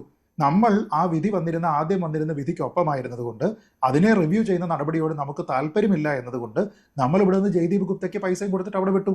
എന്നിട്ട് ജയ്ദീപ് ഗുപ്തയോട് പറയിപ്പിച്ചു. അവിടെ അദ്ദേഹം എണീറ്റ് വന്നിട്ട് പറഞ്ഞു അദ്ദേഹത്തിന് എതിർപ്പുണ്ട്, എൻ്റെ കക്ഷിക്ക് എതിർപ്പുണ്ട്, എൻ്റെ കക്ഷിയാരാണ് സ്റ്റേറ്റ് ഗവൺമെന്റ് ഓഫ് കേരളയാണ്, എതിർപ്പുണ്ട് എന്ന് പറഞ്ഞു. അപ്പോൾ വളരെ കൃത്യമായിട്ട് കോടതി ഇത് പരിഗണിക്കുന്നതിന് വേണ്ടിയിട്ട് ഒരു ബെഞ്ചിനെ കോൺസ്റ്റിറ്റ്യൂട്ട് ചെയ്യുകയും ആ വിഷയം പരിഗണിക്കുകയും ചെയ്യുന്ന സമയത്ത് സപ്പോർട്ടിംഗ് ഒപ്പോസിംഗ് വ്യൂസ് അവിടെ പ്രസന്റ് ചെയ്യപ്പെടാം എന്ന് പറയുമ്പോൾ അതുമായി ബന്ധപ്പെട്ട് നിങ്ങളുടെ വളരെ കൺസൈസ് ആയിട്ടാണ് ഇത് നടക്കുന്നത് എന്നുള്ളത് കൊണ്ടാണ് റിട്ടേൺ ആയിട്ട് ഓരോ പാർട്ടിയും അവരുടെ അഭിപ്രായം പറയുന്നത്. ആ പറയുന്ന സമയത്ത് സർക്കാരിന് പിന്നെ പ്രത്യേകിച്ച് പറയണോ? അതെ, ഇത് ശബരിമല വിഷയം പരിഗണിക്കുകയാണ്, അതുകൊണ്ട് നിങ്ങളായിട്ട് വേറെ തരണമെന്ന് പറഞ്ഞിട്ട് ഇവർക്ക് ഉള്ള കമ്മ്യൂണിക്കേഷൻ കൂടാതെ ഒരു കമ്മ്യൂണിക്കേഷൻ കൂടി അതിന്റെ പുറത്ത് വേണോ? ഇവിടെ പി രാജീവിനും നമ്മുടെ മന്ത്രിസഭയ്ക്കും സർക്കാരിനുമുള്ള ഏറ്റവും പ്രധാനപ്പെട്ട പ്രശ്നം ഇവരെ സംബന്ധിച്ചിടത്തോളം ഈ സന്ദർഭത്തിൽ എന്ത് പറഞ്ഞു കഴിഞ്ഞാലും അത് പ്രശ്നമാണ് എന്നതിനെക്കുറിച്ച് അവർക്കറിയാം. അവർക്ക് വലിയ പ്രശ്നമില്ലാതിരിക്കണമെന്നുണ്ടെങ്കിൽ യുവതീ പ്രവേശത്തിനെ എതിർക്കുന്നു എന്ന് തന്നെ പറയണം. അതായത് ഭക്തരോടൊപ്പം നിൽക്കുന്നു എന്ന ഒരു നിലപാട് സ്വീകരിക്കണം. പക്ഷെ അങ്ങനെ നിലപാട് സ്വീകരിച്ചാൽ ഇതുവരെ കൊട്ടിഘോഷിച്ച് നടന്നിരുന്ന കാര്യങ്ങളുണ്ടല്ലോ, പുരോഗമനാത്മകപരമായിട്ടുള്ള കാര്യങ്ങൾ, തുല്യതയ്ക്ക് വേണ്ടിയിട്ട് നോക്കുന്നു, പുരുഷന് പ്രവേശിക്കാവുന്നിടത്ത് സ്ത്രീക്കും പ്രവേശിക്കാം എന്നീ പറയുന്ന കാര്യങ്ങളെല്ലാം അവിടെ കോംപ്രമൈസ് ചെയ്യപ്പെടും. അതുകൊണ്ടാണ് യാതൊരു ബന്ധവുമില്ലാത്ത കാര്യത്തിൽ ഈ ചർച്ചയിൽ ശ്രീ ജയരാജ് പോലും പറയുന്നത് ഇക്വേറ്റ് ചെയ്യാൻ നോക്കുന്നത് എന്തിനാണ്? പാഗൻ റിലിജിയനാണോ സെമറ്റിക് റിലിജിയനാണോ എന്ന് നോക്കിയിട്ടാണോ ഈ കാര്യത്തിൽ സർക്കാർ തീരുമാനമെടുക്കുന്നത്? സർക്കാരിന്റെ മുന്നിൽ ഓർത്തഡോക്സ് യാക്കോബൈറ്റ് പ്രശ്നത്തിൽ ഒരൊറ്റ കാര്യമേ ഉണ്ടായിരുന്നുള്ളൂ, ഓർത്തഡോക്സുകാർക്ക് അനുകൂലമായിട്ടുള്ള വിധി വരുന്നു, വിധി നടപ്പാക്കുക. അല്ലാതെ സർക്കാർ ഉടനെ അയ്യോ ഇത് സെമറ്റിക് മതമാണല്ലോ അപ്പൊ നമുക്ക് ഇങ്ങനെ ചെയ്യാം, മറ്റേത് പാഗൻ ആണല്ലോ നമുക്ക് തോന്നുന്ന പോലെ ചെയ്യാം. അങ്ങനെ എന്ത് അധികാരമാണ് സർക്കാരിന് ആരാ കൊടുത്തത്? സർക്കാർ സെക്കുലറാണ്, സർക്കാരിന് അതിലൊന്നും പോകേണ്ട കാര്യമില്ല. സുപ്രീം കോടതി തീരുമാനിച്ച വിഷയത്തിൽ സർക്കാർ കാണിച്ചത് ഇരട്ടത്താപ്പാണ്. കാരണം ഇവിടെ ചെയ്തിരുന്നത് എന്താണ്? ആൾക്കാരാകെ ആവശ്യപ്പെട്ട ഒരൊറ്റ കാര്യം മാത്രമേ ഉള്ളൂ. സുപ്രീം കോടതിക്ക് തെറ്റിദ്ധാരണ ഉണ്ടായിട്ടുണ്ട് എങ്കിൽ അത് കൃത്യമായിട്ട് അവിടെ ബോധിപ്പിക്കാനായിട്ടുള്ള ഒരു അവസരം വേണം. പക്ഷെ ആ സമയത്ത് ഇവിടെ ആൾക്കാരെ കൊണ്ടുവന്ന് മല ചവിട്ടിപ്പിക്കുക എന്നൊക്കെ പറഞ്ഞു കഴിഞ്ഞാൽ അത് ചീപ്പല്ലേ? ഇപ്പോഴത്തെ നിലപാട് വെച്ച് നോക്കുമ്പോൾ ഞങ്ങൾ വിശ്വാസികൾക്കൊപ്പമാണ് എന്ന് പറയുമ്പോൾ ഈ പഴയ കാര്യം ഓർക്കാത്ത ആളുകൾ ഇപ്പോൾ വിചാരിക്കുക അന്ന് റിവ്യൂ ഹർജിക്ക് സംസ്ഥാന സർക്കാർ അനുകൂലമായിരുന്നു എന്നൊക്കെയാണ്. പക്ഷേ സംസ്ഥാന സർക്കാർ പൂർണ്ണമായിട്ടും എതിരായിരുന്നു. ശ്രീ രാഹുൽ ഈശ്വർ, ഇന്ന് മന്ത്രി പി രാജീവിന്റെ വാർത്താ സമ്മേളനം കേട്ട ശേഷം താങ്കൾക്ക് എന്താണ് തോന്നുന്നത്? സംസ്ഥാന സർക്കാർ ഈ പറയുന്ന പോലെ ഈ ആചാര്യന്മാർ തീരുമാനിക്കട്ടെ, നല്ലവരായ സാമൂഹ്യ പരിഷ്കർത്താക്കൾ, അതായത് സത്യസന്ധരായ സാമൂഹ്യ പരിഷ്കർത്താക്കൾ തീരുമാനിക്കട്ടെ, ഇതിലേക്ക് പോകുന്നു എന്നാണോ സംസ്ഥാന സർക്കാരിന്റെ നിലപാട്? ശ്രീ മഞ്ജുഷ്, അയ്യപ്പ വിശ്വാസികൾക്ക് ഈ കാര്യത്തിൽ 3 കാര്യങ്ങളാണ് പറയാനുള്ളത്. 1, ഞങ്ങളുടെ നെഞ്ചിൽ ചവിട്ടി മാത്രമേ യുവതികൾ ശബരിമലയിൽ കയറൂ. 2, ഞങ്ങളുടെ നെഞ്ചിൽ ചവിട്ടി മാത്രമേ യുവതികൾ ശബരിമലയിൽ കയറൂ. 3, ഞങ്ങളുടെ നെഞ്ചിൽ ചവിട്ടി മാത്രമേ യുവതികൾ ശബരിമലയിൽ കയറൂ. ഒരു ഫെമിനിറ്റിയെയും ഒരു യുവതിയെയും ശബരിമലയിൽ കയറ്റാൻ പോകുന്നില്ല. സർക്കാർ എന്ത് നിലപാടെടുത്താലും അത് അവർക്ക് കൊള്ളാം. ഇനി 2, ഭരിക്കുന്ന പാർട്ടിയോട് വളരെ താഴ്മയോടെ അഭ്യർത്ഥിക്കാനുള്ളത് അവരുടെ നിലപാട് മാറ്റണമെന്നും തന്റെ തെറ്റുകൾ തിരിച്ചറിയണമെന്നും അന്ന് അയ്യപ്പ വിശ്വാസികളെ ബുദ്ധിമുട്ടിലാക്കിയത് തിരിച്ചറിയണമെന്നും അവരോട് താഴ്മയെ അഭ്യർത്ഥിക്കാനുള്ളത് എന്നുള്ളതാണ്. മാറിയാൽ അവർക്ക് കൊള്ളാം, മാറിയാലും ഇല്ലെങ്കിലും ശബരിമലയിൽ യുവതികൾ കയറാൻ പോകുന്നില്ല. അത് സ്വാമി അയ്യപ്പന്റെ തീരുമാനമാണ്. അത് കലികാലം പക്ഷേ ശ്രീ രാഘവീശ്വർ സുപ്രീം കോടതി നിലപാട് മാറ്റിയില്ലെങ്കിൽ സംസ്ഥാന സർക്കാരിന് പിന്നെ എന്തു വഴി? ഇന്ന് രാജീവും പറയുന്നത് കേട്ടു, സുപ്രീം കോടതിയാണ് വിധിച്ചത്, ഞങ്ങളല്ല, ഞങ്ങളുടെ ഉത്തരവല്ല എന്ന്. ആ കാര്യത്തിൽ വളരെ ഏറ്റവും മയപ്പെടുത്തി ഒന്നും അലക്ഷ്യമാകാത്ത രീതി ഞാൻ പറയാം. അതായത് ശബരിമല സുപ്രീം കോടതി വിധിന്യായം, 5 അംഗ ബെഞ്ചിന്റെ വിധിന്യായം തെറ്റാണ്. അതാണ് അതിന്റെ സത്യം. ആ തെറ്റാണെന്ന് തുറന്നു പറയാൻ ഒരു സഖാവ് ധൈര്യം കാണിച്ചിട്ടുണ്ട്. അത് കടകംപള്ളി സുരേന്ദ്രനാണ്. അദ്ദേഹത്തിനെതിരെ ആദരം അർപ്പിക്കുന്നു. ഒരുപാട് ബാക്കി പാർട്ടിക്കാർ പറഞ്ഞിട്ടുണ്ട്, CPM-ലെ ഒരാൾ പറഞ്ഞു എന്നുള്ളത് കൊണ്ട് ഞാൻ ഹൈലൈറ്റ് ചെയ്തു എന്ന് മാത്രമേ ഉള്ളൂ. ശബരിമല സുപ്രീം കോടതിയുടെ 5 അംഗ വിധിന്യായം തെറ്റാണ്. അതിൽ ശ്രീമതി ഇന്ദു മൽഹോത്രയുടെ നിലപാടാണ് ശരി. നമ്മുടെ പ്രധാനമന്ത്രി ANAക്ക് കൊടുത്ത ഇന്റർവ്യൂവിൽ അദ്ദേഹം ഈ നമ്മുടെ ഇന്ദു മൽഹോത്ര കാര്യം അല്ലെങ്കിൽ ആ നിലപാട് ഉയർത്തി പറയുന്നുണ്ട്. ആദ്യം രാഹുൽ ഗാന്ധിക്ക് മറിച്ചൊരു നിലപാടായിരുന്നു, പിന്നീട് രാഹുൽ ഗാന്ധി നിലപാട് ശരിയാക്കി വിശ്വാസികളോടൊപ്പം നിന്നു. ആദ്യം ശശി തരൂറിന് വേറെ നിലപാടായിരുന്നു, പിന്നീട് ശശി തരൂർ വിശ്വാസികളുടെ നിലപാടിനോടൊപ്പം നിന്നു. കേരളത്തിലെ ഹിന്ദു സംഘടനകളെല്ലാം NSS തൊട്ട് RSS അടക്കം എല്ലാ ഹിന്ദു പ്രസ്ഥാനങ്ങളും ഒരുമിച്ച് നിന്നു. നമ്മളെ സപ്പോർട്ട് ചെയ്യാൻ മുസ്ലിം ക്രിസ്ത്യൻ സഹോദരങ്ങളിലെ ബഹുഭൂരിപക്ഷം ആൾക്കാരും വന്നു. അങ്ങനെ ശബരിമല വിശ്വാസത്തിന്റെ ഏറ്റവും വലിയ മഹാപ്രക്ഷോഭമായി മാറി. ഓർക്കേണ്ട കാര്യം, ഇന്ത്യക്ക് സ്വാതന്ത്ര്യം ലഭിച്ചതിന് ശേഷം നമ്മൾ കണ്ട ഏറ്റവും വലിയ വിശ്വാസ പ്രക്ഷോഭമാണ് ശബരിമല. ഒരു 5 അംഗ ബെഞ്ചിന്റെ സുപ്രീം കോടതി വിധിന്യായമാണ് നമ്മൾ വിശ്വാസികൾ പോരാട്ടത്തിലൂടെ മറികടന്നത്. ഇന്ത്യയുടെ ചരിത്രത്തിൽ, ജുഡീഷ്യൽ ചരിത്രത്തിൽ, സാമൂഹിക ചരിത്രത്തിൽ സുവർണ ലിപികളാൽ എഴുതി വെക്കപ്പെടേണ്ട കാര്യങ്ങളിലൊന്നാണ്. ബഹുമാനപ്പെട്ട സുപ്രീം കോടതി നമ്മുടെ അടക്കം കരച്ചിലും വേദനയും കണ്ട് അവർ വിശാല മനസ്സോടുകൂടി മേളിലൊരു ബെഞ്ചിലേക്ക് അത് വിട്ടു എന്നുള്ളത് അവരുടെ നന്മയും വലിയ മനസ്സുമാണ്. അതിനെ ഏറ്റവും താഴ്മയോടെ ആദരവോടെ കാണുന്നു. പക്ഷേ ശബരിമല വിധിന്യായം തെറ്റാണ്. അതിന്റെ കാരണം കൂടെ ഒറ്റ വരിയിൽ പറയാം. ശബരിമലയിൽ എല്ലാ വർഷവും ലക്ഷക്കണക്കിന് സ്ത്രീകൾ വരുന്നുണ്ട്, 10,000-കണക്കിനും ലക്ഷക്കണക്കിനും സ്ത്രീകൾ വരുന്നുണ്ട്. ശബരിമലയിൽ യുവതികൾക്ക് ഒരു പ്രായ നിയന്ത്രണമുണ്ട്. ഇത്രയുള്ള കേസ്. അതായത് ശബരിമല പ്രക്ഷോഭത്തിന് ആദ്യം അറസ്റ്റ് ചെയ്യപ്പെട്ട വ്യക്തി എന്റെ മുത്തശ്ശിയായ ദേവകി അന്തർജനമാണ്. എന്റെ മുത്തശ്ശി എന്താ സ്ത്രീയല്ലേ? രണ്ടാമത് അറസ്റ്റ് ചെയ്യപ്പെട്ടത് എന്റെ അമ്മയാണ്, മല്ലിക നമ്പൂതിരി. അവരെന്താ സ്ത്രീയല്ലേ? മൂന്നാമത് പ്രയാർ സാറും, നാലാമത് ഞാനുമാണ്. ഞങ്ങൾ ഏകദേശം ഒരാഴ്ചയോളം ജയിലിൽ പട്ടിണി കിടന്നു. പിന്നീട് 3-4 പ്രാവശ്യം അറസ്റ്റ് ചെയ്തു, 20 ദിവസം ജയിലിൽ കിടന്നു. ഒരുപാട് സ്ത്രീകൾ, പ്രത്യേകിച്ച് ശബരിമല പ്രക്ഷോഭത്തിന്റെ തുടക്കത്തിൽ ആദിവാസി അമ്മമാരാണ് ചില ഈ സോക്കോൾഡ് പുരോഗമന മാധ്യമങ്ങളിൽ നിന്ന് യുവതികൾ വന്നപ്പോൾ അവരെ ബസിന്റെ മേളിൽ കയറി നിന്ന് തടയുകയും അവരെ അവിടെ നിറക്കി വിടുകയും ഒക്കെ ചെയ്തത്. അവർ 1 വർഷത്തോളം ഞങ്ങളോടൊപ്പം പല പോലീസ് സ്റ്റേഷനിൽ ഒപ്പിടാനടക്കം വന്നിട്ടുണ്ട്. അപ്പോൾ ഇന്ത്യ കണ്ട ഏറ്റവും വലിയ വിശ്വാസ പ്രക്ഷോഭങ്ങളിൽ ഒന്നാണ് ശബരിമല. ഇന്ത്യയുടെ നീതിന്യായ സംവിധാനത്തെയും നമ്മുടെ ഭരണഘടനയിലെ ആർട്ടിക്കിൾ 25-ന്റെയും മഹിമ വർദ്ധിപ്പിക്കാൻ അത് ഭയങ്കരമായി ഗുണം ചെയ്തു. ഇനി ഒരു വരി കൂടെ പറഞ്ഞു. ഇനി സുപ്രീം കോടതി പരിഗണിക്കാൻ പോകുന്നതും അത് തന്നെയാണല്ലോ. ആർട്ടിക്കിൾ 14 ആണോ ആർട്ടിക്കിൾ 25 ആണോ? ഇതിലേതാണ്? അല്ലല്ലേ, മുകളിൽ ഒരു വ്യാഖ്യാനമാണ്. പക്ഷെ എന്തായാലും അത് രണ്ടും പ്രധാനമാണ്. ആർട്ടിക്കിൾ 14 പ്രധാനമാണ്, 25 പ്രധാനമാണ്. പക്ഷെ ആർട്ടിക്കിൾ 25 നമുക്ക് കോംപ്രമൈസ് ചെയ്യാൻ കഴിയില്ല. ശ്രീ മഞ്ജുഷ്, മലയാളി എന്ന രീതിയിൽ നമുക്ക് അഭിമാനിക്കാനുള്ള ഒരു കാര്യം ഞാൻ പറയാം. നമ്മുടെ സ്വന്തം സ്വാമി അയ്യപ്പൻ, അതായത് മലയാളികളുടെ ദൈവം അല്ലെങ്കിൽ എല്ലാവരുടെയും ദൈവമായ സ്വാമി അയ്യപ്പൻ ഇനിയും ഹിന്ദുക്കൾക്ക് മാത്രമല്ല, ഹിന്ദു, ക്രിസ്ത്യൻ, മുസ്ലിം, ജൂത അല്ലെങ്കിൽ പാഴ്സി, ജൈന അടക്കം എല്ലാ വിഭാഗങ്ങളുടെയും ആർട്ടിക്കിൾ 25 ഒരു സംരക്ഷക കവചമായി മാറുന്നതും ഒരു വൻമതിലായി മാറുന്നതും നമുക്ക് കാണാൻ കഴിയും. അതായത് ശബരിമലയെ യുവതികളെ എന്തായാലും പ്രവേശിപ്പിക്കും എന്ന് ഇനിയും ഇന്ത്യയുടെ നീതിന്യായ സംവിധാനങ്ങളും ഇന്ത്യയുടെ സാമൂഹിക പശ്ചാത്തലവും അറിയുന്ന ഒരാളും പറയുമെന്ന് തോന്നുന്നില്ല. അപ്പൊ നമ്മുടെ സ്വാമി അയ്യപ്പൻ എല്ലാ വിശ്വാസങ്ങളുടെയും അതിന്റെ സാങ്ക്ടിറ്റി പ്രൊട്ടക്ട് ചെയ്യാൻ, ആർട്ടിക്കിൾ 25-നെ പ്രൊട്ടക്ട് ചെയ്യാൻ, യഥാർത്ഥത്തിൽ ആർട്ടിക്കിൾ 25-ന്റെയും 26-ന്റെയും ദേവതയായി സ്വാമി അയ്യപ്പൻ മാറുന്ന മനോഹരമായ കാഴ്ചയാണ് നമ്മൾ ഇനിയും കാണാൻ പോകുന്നത്. ഇനി 2, ഏതെങ്കിലും മതത്തിലോ വിശ്വാസത്തിലോ പരിഷ്കരണം വരണമെങ്കിൽ പണ്ട് ഗുരുജി ഗോൾവൽക്കർ പറയും, let the reform come from within. അതായത് മാറ്റങ്ങൾ അവരുടെ ഉള്ളിൽ നിന്നാണ് വരേണ്ടതെന്ന് ഗുരുജി ഗോൾവൽക്കർ പറയാറുണ്ട്. അതുകൊണ്ട് വിശ്വാസങ്ങൾക്ക് തീർച്ചയായും ഡൈനാമിസം ഉണ്ടാകണം, പക്ഷെ അത് അവരുടെ ഉള്ളിൽ നിന്ന് വരും. ആർട്ടിക്കിൾ 25-നെ സംരക്ഷിക്കുന്ന ഒരു വൻ മതിലായി, സംരക്ഷക കവചമായി, പരിചയമായി നമ്മുടെ സ്വന്തം അയ്യപ്പൻ. ഇവിടെ സംസ്ഥാന സർക്കാരിന്റെ നിലപാട് സ്വാഭാവികമായിട്ടും സുപ്രീം കോടതിയിൽ നിർണായകമാണല്ലോ. കഴിഞ്ഞ വിധി വന്നപ്പോഴും അങ്ങനെ തന്നെയാണ്. സംസ്ഥാന സർക്കാരിന്റെ നിലപാട് എന്തോ ആ നിലപാടിലേക്കാണ് സുപ്രീം കോടതിയും വന്നത്. അപ്പോൾ നിലപാട് മാറ്റം വരുമ്പോഴും വിമർശനം ഉണ്ടായേക്കാം. പക്ഷേ സംസ്ഥാന സർക്കാരിനെ കേൾക്കാതിരിക്കില്ലല്ലോ സുപ്രീം കോടതി ശ്രദ്ധയോടെ. അല്ല, സംസ്ഥാന സർക്കാരിന് അതിൽ സർക്കാരിനെ കേൾക്കുന്നതിനോ സർക്കാരിന് അവസരം കൊടുക്കുന്നതിനോ ഒന്നും തന്നെ പ്രശ്നമില്ല. അതിൽ ആരോടും വിവേചനം കാണിക്കുന്നില്ല. കാരണം ഞാൻ മനസ്സിലാക്കുന്ന ഏതാണ്ട് 50ഓളം റിവ്യൂ പെറ്റീഷൻസ് ഒക്കെയാണ് ഇതിലുള്ളത്. അപ്പോൾ ഫോർ ആൻഡ് അഗെയിൻസ്റ്റ് ഉള്ള ആൾക്കാർക്ക് എല്ലാവർക്കും അവരുടെ റിട്ടേൺ സബ്മിഷൻ ഇവിടെ കൊടുക്കാം. അപ്പോൾ കോടതി ഇതെന്തുകൊണ്ടാണ് 1 മാസം മുൻപേ വേണമെന്ന് പറയുന്നത് എന്ന് വെച്ചാൽ അവരത് കൃത്യമായിട്ട് ഈ 9 അംഗ ബെഞ്ച് അത് കൃത്യമായി മനസ്സിലാക്കിയതിന് ശേഷം വളരെ സ്പെസിഫിക് ആയിട്ടുള്ള പെർട്ടിനൻറ്റ് ക്വസ്റ്റ്യൻസ് ആണ് അതിൽ ചോദിക്കുക. അതല്ലാതെ ഒരു ലോങ് വൈൻഡിങ് ആയിട്ടുള്ള ഒരു പ്രൊസീജിയർ അല്ല. അതുകൊണ്ടാണ് ഏതൊക്കെ തീയതികളിൽ ഏതൊക്കെ ഭാഗത്തിനെയാണ് കേൾക്കുന്നത് എന്നതുമായി ബന്ധപ്പെട്ട് കാര്യങ്ങൾ വരുന്നത്. അപ്പോൾ എല്ലാവരെയും കേട്ടുകൊള്ളണമെന്ന് നിർബന്ധമില്ല. ഏറ്റവും പ്രധാനപ്പെട്ട കക്ഷികളെക്കുറിച്ചോ ഏറ്റവും പ്രധാനപ്പെട്ട പോയിന്റുകളെക്കുറിച്ചോ ഒക്കെ ആയിരിക്കാം അതിൽ ചർച്ച ചെയ്യപ്പെടുന്നത്. അപ്പോൾ അതിൽ നേരത്തെ ഏതൊക്കെ ചോദ്യങ്ങളുടെ അടിസ്ഥാനത്തിലാണ് തീരുമാനം ഉണ്ടാവുക എന്നതിനെക്കുറിച്ചും പറഞ്ഞിട്ടുണ്ട്. അവിടെ ഒരു തീരുമാനം ഉണ്ടായതിനു ശേഷം അത് പിന്നീട് കമ്മ്യൂണിക്കേറ്റ് ചെയ്ത് കഴിയുന്ന സമയത്താണ് ശബരിമലയുമായി ബന്ധപ്പെട്ട ആത്യന്തികമായിട്ടുള്ള തീരുമാനം ഉണ്ടാകുന്നത്. ഇവിടെയുള്ള ഏറ്റവും പ്രധാനപ്പെട്ട പ്രശ്നം ഇടത് സർക്കാരിനെ സംബന്ധിച്ചിടത്തോളം നമ്മൾ പലപ്പോഴും ഇതിനു മുമ്പും ചർച്ചകളിലൊക്കെ തന്നെ ഇടത് പ്രതിനിധികൾ വരുന്ന സമയത്ത് അവരോട് നമ്മൾ ഈ വിശ്വാസപരമായ കാര്യങ്ങളിൽ ശബരിമലയിൽ നിങ്ങളുടെ നിലപാട് എന്താണെന്ന് ചോദിക്കുന്നുണ്ട്. ആ ചോദിക്കുന്ന സമയത്ത് ഇവർ മറുപടി പറയാറില്ല. ഇപ്പോഴും അങ്ങനെ അവർ തന്നെ പറയാറുണ്ടല്ലോ, ആ വിധിയെ അതിന് സ്റ്റേ കൊടുത്തിട്ടില്ല എന്ന് പറയും. അപ്പോൾ നമ്മൾ പലപ്പോഴും ചോദിച്ചിട്ടുണ്ട്, എങ്കിൽ ഇപ്പോൾ എന്തുകൊണ്ടാണ് യുവതികൾ ശബരിമലയിൽ പ്രവേശിക്കാത്തത്? അവിടെ ആൾക്കാർ വന്നാൽ നിങ്ങൾ പഴയതുപോലെ പോലീസ് സംരക്ഷണം കൊടുക്കുമോ? രാത്രിയിൽ വേണമെങ്കിൽ രഹസ്യമായിട്ട് കൊണ്ടുപോയി അവിടെ തൊഴിച്ചിട്ട് കൊണ്ടുവരുമോ? ഇത് ചോദിക്കുന്ന സമയത്ത് ഇവർക്ക് മറുപടിയില്ല. മറുപടിയില്ലാത്തതിൻ്റെ കാരണം അവർക്ക് കിട്ടിയിരിക്കുന്ന ബാക്ക്ലാഷ് ആണ്. അപ്പോൾ ഇവിടെയുള്ള പ്രധാനപ്പെട്ട പ്രശ്നം, ഞങ്ങൾ വലിയ പുരോഗമന പാർട്ടിയാണ്, ഞങ്ങൾ ഈ സമത്വത്തിന് വേണ്ടി നിലകൊള്ളുന്ന ആൾക്കാരാണ്, ഞങ്ങൾ ഈ പരമ്പരാഗത വിശ്വാസത്തിനൊക്കെ എതിരാണ് എന്ന് പറഞ്ഞുകൊണ്ടുള്ള ഒരു ട്രഡീഷണൽ ആയിട്ടുള്ള ഇംപ്രഷൻ അവരുടെ ഭാഗത്തുണ്ട്. പക്ഷേ അത് ഈ ഒരു സമയത്ത് എടുത്ത് കളിക്കാനായിട്ട് പറ്റില്ല. കാരണം ഈ സമയത്ത് തെരഞ്ഞെടുപ്പ് വരാനായിട്ട് ഇനി ആഴ്ചകൾ മാത്രമേ ഉള്ളൂ.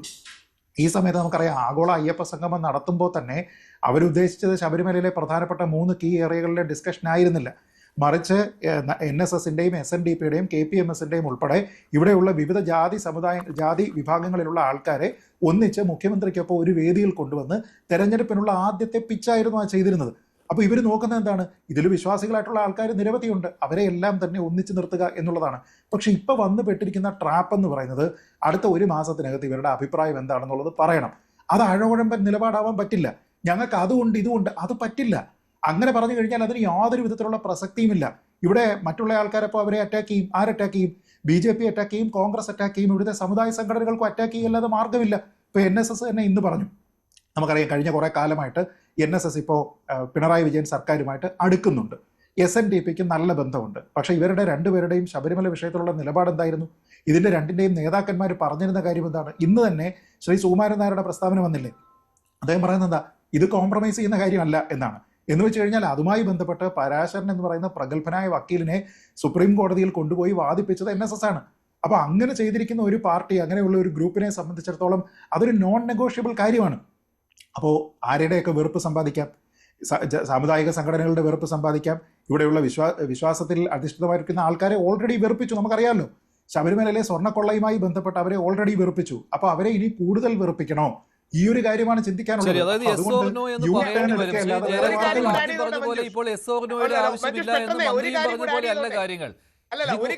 മന്ത്രി പറയുന്ന പോലെ അല്ല കാര്യങ്ങൾ. CPM പ്രതിനിധിക്ക് പറയാം, ശ്രീത് ഭായ് പറഞ്ഞതിലൂടെ ഇനിയും വാസു സാറിനെ ഒളിച്ചു വിടാനും പറ്റില്ല.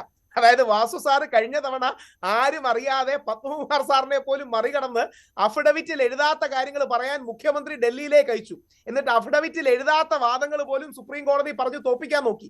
അപ്പൊ ഇനി അങ്ങനത്തെ കള്ളത്തരം നടക്കില്ല. എന്തൊരു കള്ളത്തരമെന്ന് ആലോചിച്ച് നോക്കണേ. ഇനി ശ്രീത് ഭായിക്ക് അടക്കം ഒരു കാര്യം കൂടെ ഓർമ്മ കാണും, 52 സ്ത്രീകളോളം കയറി എന്ന് പറഞ്ഞൊരു കള്ളക്കണക്ക് കൊടുക്കാൻ തുടങ്ങി. ആലോചിക്കണം, സുപ്രീം കോടതിയിൽ കള്ളക്കണക്ക് കൊടുക്കാൻ തുടങ്ങി. എന്നിട്ട് ഫോൺ നമ്പറൊക്കെ എടുത്തു വന്നു. അപ്പൊ ഞങ്ങൾ എല്ലാവരെയും വിളിച്ച് വെരിഫൈ ചെയ്തു, നല്ലൊരു ശതമാനം പുരുഷന്മാരാണ്. ദൈവം സഹായിച്ചാണ് സുപ്രീം കോടതിയിൽ ആ കള്ളക്കണക്ക് അവസാനം കൊടുക്കാത്തത്. അവിടുത്തെ ഏതോ ഒരു വക്കീലിന് ബുദ്ധി തോന്നി. കാണിച്ച കള്ളത്തരങ്ങൾക്ക് കയ്യും കണക്കും ഇല്ല. ഡോക്ടർ ബി ജയരാജ് അതൊക്കെ പക്ഷെ മറന്നുപോയി കേട്ടോ. ഇന്ന് രാജീവിന്റെ വാർത്താ സമ്മേളനത്തിൽ അദ്ദേഹം വിശ്വാസികൾക്കൊപ്പമാണ് എന്നുള്ള സന്ദേശം നൽകുകയായിരുന്നു യഥാർത്ഥത്തിൽ. കാരണം പഴയ കാര്യങ്ങളൊക്കെ മറന്നു.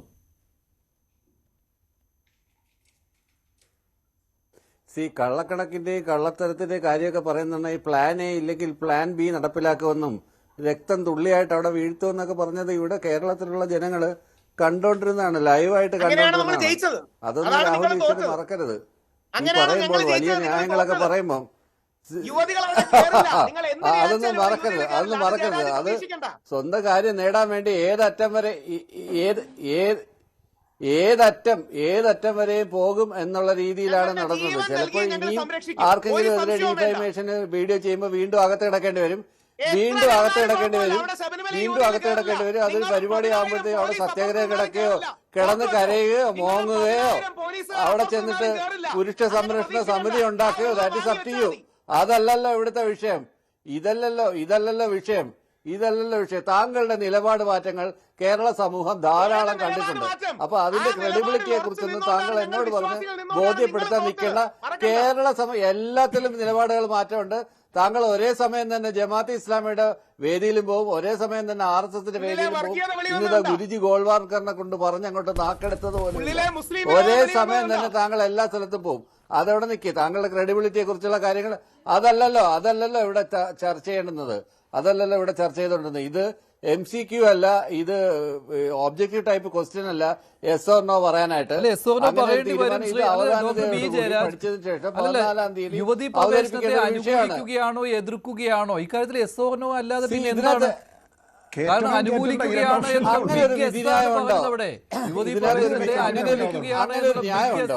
എന്താണ് മഞ്ജുഷേ? നമ്മൾ എത്ര കോടതി വിധിന്യായങ്ങൾ നമ്മൾ കണ്ടിരിക്കുന്നു.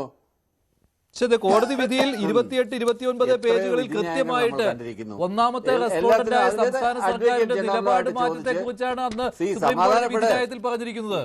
ഇന്നിപ്പോ തീരുമാനിച്ചതല്ലേ ഉള്ളൂ. ഇന്ന് ഞാൻ പറയട്ടെ, ഇന്ന് തീരുമാനം എടുത്തതല്ലേ ഉള്ളൂ. ഇന്ന് തീരുമാനം എടുത്തിട്ട് അഡ്വക്കേറ്റ് ജനറലുമായിട്ട് ആലോചിച്ച് നിയമവിദഗ്ധരുമായിട്ട് ചർച്ച ചെയ്തിട്ട് മാത്രമേ സർക്കാരിന് ഒരു സ്റ്റാൻഡ് സുപ്രീം കോടതിയുടെ മുന്നിൽ, അല്ലെങ്കിൽ പറയും ഇടത് ഗവൺമെന്റിന് തിരിച്ചടി നേരിട്ടു, സുപ്രീം കോടതി പറഞ്ഞു. അതാവും നാളത്തെ വാർത്ത. അതുകൊണ്ട് അങ്ങനെയല്ല, കൃത്യമായ നിലപാടുകളുണ്ട്. അത് ആവശ്യത്തിനുള്ള സമയത്ത് നിലപാടുകൾ എടുത്തിട്ടുണ്ട്. അതിന് ആരെങ്കിലും പറഞ്ഞ് നിലപാടെടുക്കേണ്ടെന്ന കാര്യമൊന്നുമില്ല.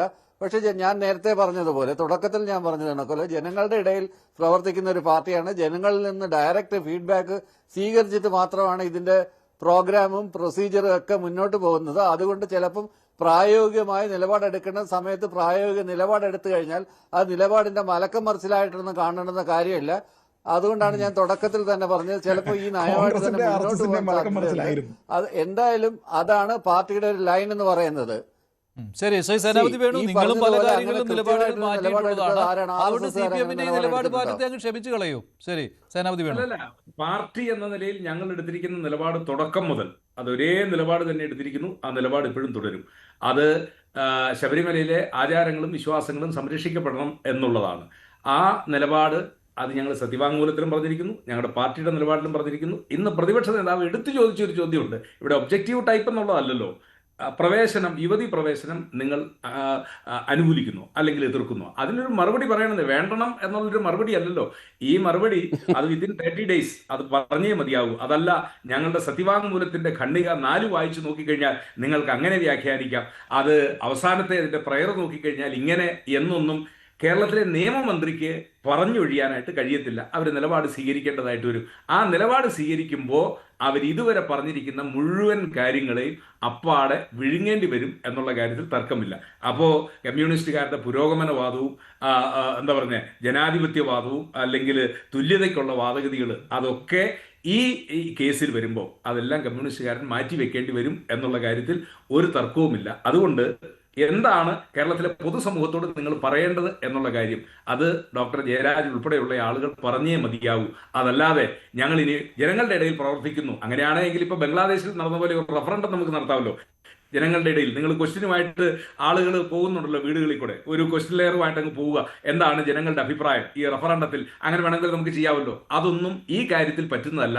ഇവിടെ വിശ്വാസികളുടെ വളരെ സുദൃഢമായ കാര്യമാണ്. അവിടെ യുവതി പ്രവേശനം ഈ സമീപകാലങ്ങളിലൊന്നും അത് അനുവദിക്കും എന്ന് എനിക്ക് തോന്നുന്നില്ല. ഇനിയിപ്പോൾ കൽപ്പാന്ത കാലത്തോളം ഇത് തുടരുക എന്നൊന്നും പറയാൻ ഞാൻ ആളല്ല. പക്ഷേ ഇപ്പോഴത്തെ ഒരു സാഹചര്യത്തിൽ നിങ്ങൾ ഉദ്ദേശിക്കുന്ന പോലെ ഇനിയൊരു ബിന്ദു അമ്മിണിയോ കനകദുർഗയോ രഹന ഫാത്തിമയോ ഇല്ലെങ്കിൽ പൂനെയിൽ നിന്ന് വന്ന തൃപ്തി ദേശായിയോ അവരൊക്കെ വന്നിടത്തോട്ട് എവിടെ നിന്നാണോ വണ്ടി കയറിയത് അങ്ങോട്ട് തിരിച്ചു പോവുകയല്ലാതെ ഇനി പന്തളത്തേക്കും പമ്പയിലേക്കും ഒന്നും വരവ് നടക്കില്ല. അങ്ങനെ ഒരു നിലപാട് സർക്കാർ എടുത്തുമില്ല. പിന്നീട് ശ്രീ പഠിക്കുന്ന സർക്കാർ പിന്നീട് ആ നിലപാടിലേക്ക് പോയില്ല. അതല്ലായിരുന്നുവെങ്കിൽ സർക്കാർ ശ്രമിച്ചിരുന്നുവെങ്കിൽ അത് തുടരാമായിരുന്നു 2019 ശേഷം. കാരണം വിധിക്ക് സ്റ്റേ ഇല്ലായിരുന്നു. അല്ല, വിധിക്ക് സ്റ്റേ ഇല്ല. പക്ഷേ പ്രശ്നം എന്താണെന്ന് വെച്ചാൽ അങ്ങനെ ഒരു തീരുമാനത്തിലേക്ക് സർക്കാർ പോയിരുന്നുവെങ്കിൽ ഇവിടെ വലിയ ക്രമസമാധാന പ്രശ്നങ്ങൾ ഉണ്ടാകുമായിരുന്നു. അത് തന്നെയുമല്ല, അവരെ സംബന്ധിച്ചിടത്തോളം അവരുടെ നിലനിൽപ്പ് എന്ന് പറയുന്നത് ആ ഒരു ഇലക്ഷൻ ആയിരുന്നു. അതിനു മുമ്പ് വരെ ഡീസന്റ് നമ്പർ ഓഫ് സീറ്റ്സ് ലോക്സഭയിലേക്ക് കിട്ടിയിരുന്ന പാർട്ടി പിന്നീട് പച്ച തൊട്ടിട്ടില്ല. അങ്ങനെ കനത്ത പരാജയം അതിലുണ്ടായി. അന്ന് അവരത് പ്രതീക്ഷിച്ചിരുന്നതല്ല. അതുകൊണ്ടാണല്ലോ ഇവർ വീട് വീടാന്തരം പോയി കണ്ട് മാപ്പ് പറയേണ്ടി വന്നത്. അതിപ്പോൾ വീണ്ടും തുടങ്ങിയല്ലോ. നമ്മുടെ ഈ തദ്ദേശ ഭരണ തെരഞ്ഞെടുപ്പിൽ വലിയ കനത്ത പരാജയം ഉണ്ടായതിനു ശേഷം വീണ്ടും വീടുകളിൽ പോയതിനു ശേഷം ഇവർ പല പേരിട്ട് പക്ഷെ വിളിക്കും. 2021 ജയിക്കാൻ കഴിഞ്ഞു എന്ന് പറഞ്ഞുകൊണ്ട് 2019 തോൽവി ശബരിമല കാരണമാണ് എന്നുള്ള വ്യാഖ്യാനത്തെ തള്ളിപ്പറയുകയും ചെയ്തിട്ടുണ്ട് കേട്ടോ. നിലപാട് അല്ല, പക്ഷെ മാറിയിട്ടില്ല. ആ സമയത്ത് എന്റെ ഓർമ്മ ശരിയാണെങ്കിൽ ശ്രീ കോടിയേരി ബാലകൃഷ്ണനായിരുന്നു അന്ന് പാർട്ടിയുടെ അധ്യക്ഷൻ. ആ സമയത്ത് വീടുകളിൽ പോയി ആ ഭവന സന്ദർശനം തെരഞ്ഞെടുപ്പ് കഴിഞ്ഞതിന് ശേഷം നടത്തി. സിമിലർ പാറ്റേണിൽ ഇപ്പോ സ്വർണം കട്ടവൻ ആരപ്പ എന്ന് ചോദിച്ചപ്പോൾ അതിന്റെ പേരിൽ ഈ തദ്ദേശ ഭരണ തെരഞ്ഞെടുപ്പ് തോറ്റപ്പോൾ വീണ്ടും വീട്ടുകളിലേക്ക് പോയി. ഇതിന് ഒരു ഡെക്കറേഷനൊക്കെ ഇട്ട് വലിയ പേരൊക്കെ വിളിക്കുമെങ്കിൽ സത്യത്തിൽ നടക്കുന്നത് ലേലുവല്ലുവാണ്. അവിടെ ചെന്നിട്ട് ആൾക്കാരുടെ കാല് പിടിച്ചതിന് ശേഷം ഞങ്ങൾക്ക് തെറ്റുപറ്റിപ്പോയി ക്ഷമിക്കണം എന്ന് പറയുകയാണ് ചെയ്തത്. ഞാൻ പറഞ്ഞത് എത്ര തവണ ഇങ്ങനെ വെള്ളത്തിൽ വീഴും? എല്ലാ തവണയും ഇങ്ങനെ വെള്ളത്തിൽ വീഴാനായിട്ട് ഇങ്ങനെ ഇരിക്കണോ? ഞാൻ ചോദിക്കുന്നത് വളരെ ലളിതമായിട്ടുള്ള ഒരു ശ്രീത് പണിക്കരല്ലേ അജണ്ട നിശ്ചയിക്കുന്നത്? അവിടെ പോയി എന്ത് വരണമെന്ന് തീരുമാനിക്കുന്നതും ജനങ്ങളെ കണ്ട് എന്ത് സംസാരിക്കണമെന്ന് തീരുമാനിക്കുന്നതും ശ്രീത് പണിക്കരല്ലേ അജണ്ട? CPM-ന്റെ അജണ്ട ജനങ്ങൾ ചോദിക്കുക. കാര്യങ്ങളൊന്നും അവിടെ സംസാരിക്കാനുള്ള നിങ്ങളുടെ അവകാശവും ആ ജനത്തിനുണ്ട്. ഇത്തരം കാര്യങ്ങളൊന്നും അവിടെ സംസാരിക്കാൻ പോലില്ല. ഭവന സന്ദർശന പരിപാടിക്ക് പരിപാടിയൊക്കെ നടത്തണമെങ്കിൽ അതിന് ആള് വേണം. അതിനകത്ത് ആള് വേണമെന്നേ. ഒരു വലിയ വിശ്വാസ സമൂഹത്തിന്റെ കൂടെ പ്രതിനിധിയായിട്ടുള്ള ഒരു സർക്കാർ ഞങ്ങളുടെ വിശ്വാസത്തിനെ സംരക്ഷിക്കുന്നതിന്റെ ഭാഗമായി ശബരിമലയിൽ നിങ്ങൾ എന്ത് നിലപാടെടുക്കുന്നു എന്ന് ജനം ചോദിക്കുമ്പോൾ അതിന് മറുപടി പറയണം. അല്ലാതെ എസ് ഓർ നോ ക്വസ്റ്റ്യൻ കൊണ്ടുവരരുതെന്ന് പറയരുത്. ഇത് ചൈനയൊന്നും അല്ല. ഇവിടെ ചോദിച്ചു കഴിഞ്ഞാൽ എസ് ഓർ നോ ക്വസ്റ്റ്യന് മറുപടി പറയണം. നിങ്ങളുടെ നിലപാടാണ്. നിങ്ങളുടെ നിലപാട് എന്താണെന്ന് പറയുന്നതിന് യാതൊരു മടിയും 2018-ലും 2019-ലും ഇല്ലാതിരുന്ന നിങ്ങൾ എന്തിനാണ് ഇപ്പൊ ഇങ്ങനെ വളഞ്ഞു മൂക്കെ പിടിക്കുന്നത്? എന്തിനാണ് നിങ്ങൾ ഈ ചോദ്യത്തിൽ നിന്ന് ഒഴിഞ്ഞു മാറുന്നത്? എന്തിനാണ് ഇനി 1 മാസം സമയമുണ്ടല്ലോ എന്ന് പറയുന്നത്? എസ് ഓർ നോ ചോദ്യം ചോദിക്കുന്ന സമയത്ത് അത് പറയാനില്ല എന്ന് പറഞ്ഞത് എന്തുകൊണ്ടാണ്? അന്ന് നിങ്ങൾക്ക് സുപ്രീം കോടതിയിൽ എസ് ഓർ നോ പറയുന്നതിന് കുഴപ്പമില്ലായിരുന്നല്ലോ. അതിനാ പറയുന്നത് അത് അറിയാനുള്ള അവകാശം എനിക്കുണ്ടെന്നേ. അതിനറിയാനുള്ള അവകാശം എന്നെ പോലുള്ള വിശ്വാസികൾക്കുണ്ട്. അവർ ഏത് പാർട്ടിയിലുള്ള ആൾക്കാരാണെങ്കിലും ഉണ്ട്. സാർ, അതിനാണ് ജനാധിപത്യം എന്ന് പറയുന്നത്. ഞങ്ങൾ ചോദിക്കുന്നത് നമ്മൾ പാർട്ടിയുടെ ഇന്ന ആളിന്റെ കാര്യം എന്തായെന്നല്ല ചോദിക്കുന്നത്. നമ്മൾ ചോദിക്കുന്നത് ഇവിടുത്തെ നിങ്ങളുടെ നിലപാട് എന്താണെന്നാണ്. ഒരു ഭക്തന്റെ 60 പേര് സുപ്രീം കോടതിയിൽ പോയിട്ടുണ്ട്. ഈ ജനാധിപത്യ അവകാശം നേടിയെടുക്കാൻ വേണ്ടിയിട്ട് 60 പേര് പെറ്റീഷൻ കൊടുത്തിട്ടുണ്ട്. അതിനുള്ള മറുപടി സുപ്രീം കോടതി പറയും. സുപ്രീം കോടതി സംസ്ഥാന സർക്കാരിനോട് കൊടുത്ത കാര്യം സുപ്രീം കോടതിയിൽ രേഖപ്പെടുത്തും. അതിന് താങ്കൾക്ക് ഡയറക്റ്റ് അല്ലെങ്കിൽ പബ്ലിക് ഇതിനകത്തുള്ള ഒരു പ്രധാനപ്പെട്ട ചോദ്യം എന്ന് പറയുന്നത് ഈ വിശ്വാസത്തിന്റെ പേരിൽ പബ്ലിക് ഇൻട്രസ്റ്റ് ലിറ്റിഗേഷൻ പോലും കൊടുക്കാൻ പറ്റുമോ എന്നുള്ളതാണ്. പബ്ലിക് ഇൻട്രസ്റ്റ് ലിറ്റിഗേഷൻ കൊടുക്കാൻ പോലും പറ്റുമോ എന്നുള്ള ചോദ്യം ഇവിടെ ചോദിച്ചിട്ടുണ്ട്. വിശ്വാസ കാര്യങ്ങളിൽ ഒരാൾക്ക് അല്ലെങ്കിൽ ഒരു റിലീജിയസ് ഗ്രൂപ്പിന് പബ്ലിക് ഇൻട്രസ്റ്റ് ലിറ്റിഗേഷൻ പോലും കൊടുക്കാമോ എന്നുള്ള കാര്യം വരെ ഈ വിധിന്യായത്തിൽ ചർച്ചയാകുന്നുണ്ടെന്നേ. ചോദ്യം ചോദിക്കുന്നത് അവസാനം അത് കണ്ടില്ലേ? മതവിശ്വാസം ഇല്ലാത്തയാളിന് വിശ്വാസത്തിനെ ചോദ്യം ചെയ്യാനുള്ള അവകാശം ഉണ്ടോ എന്നുകൂടി പരിഗണിക്കുന്നുണ്ട്. അത് കണ്ടില്ലേ? അതാ ലാസ്റ്റ് പോയിന്റ്. അത് വായിച്ചു നോക്ക്. ശരി, നന്ദി. ഞാൻ ചർച്ച അവസാനിപ്പിക്കുകയാണ്. നന്ദി. ഇന്നത്തെ ചോദ്യം ഇതായിരുന്നു. ശബരിമല യുവതി പ്രവേശന വിഷയത്തിൽ സർക്കാർ നിലപാട് തിരുത്തുമോ? സർക്കാർ നിലപാട് തിരുത്തുമെന്ന്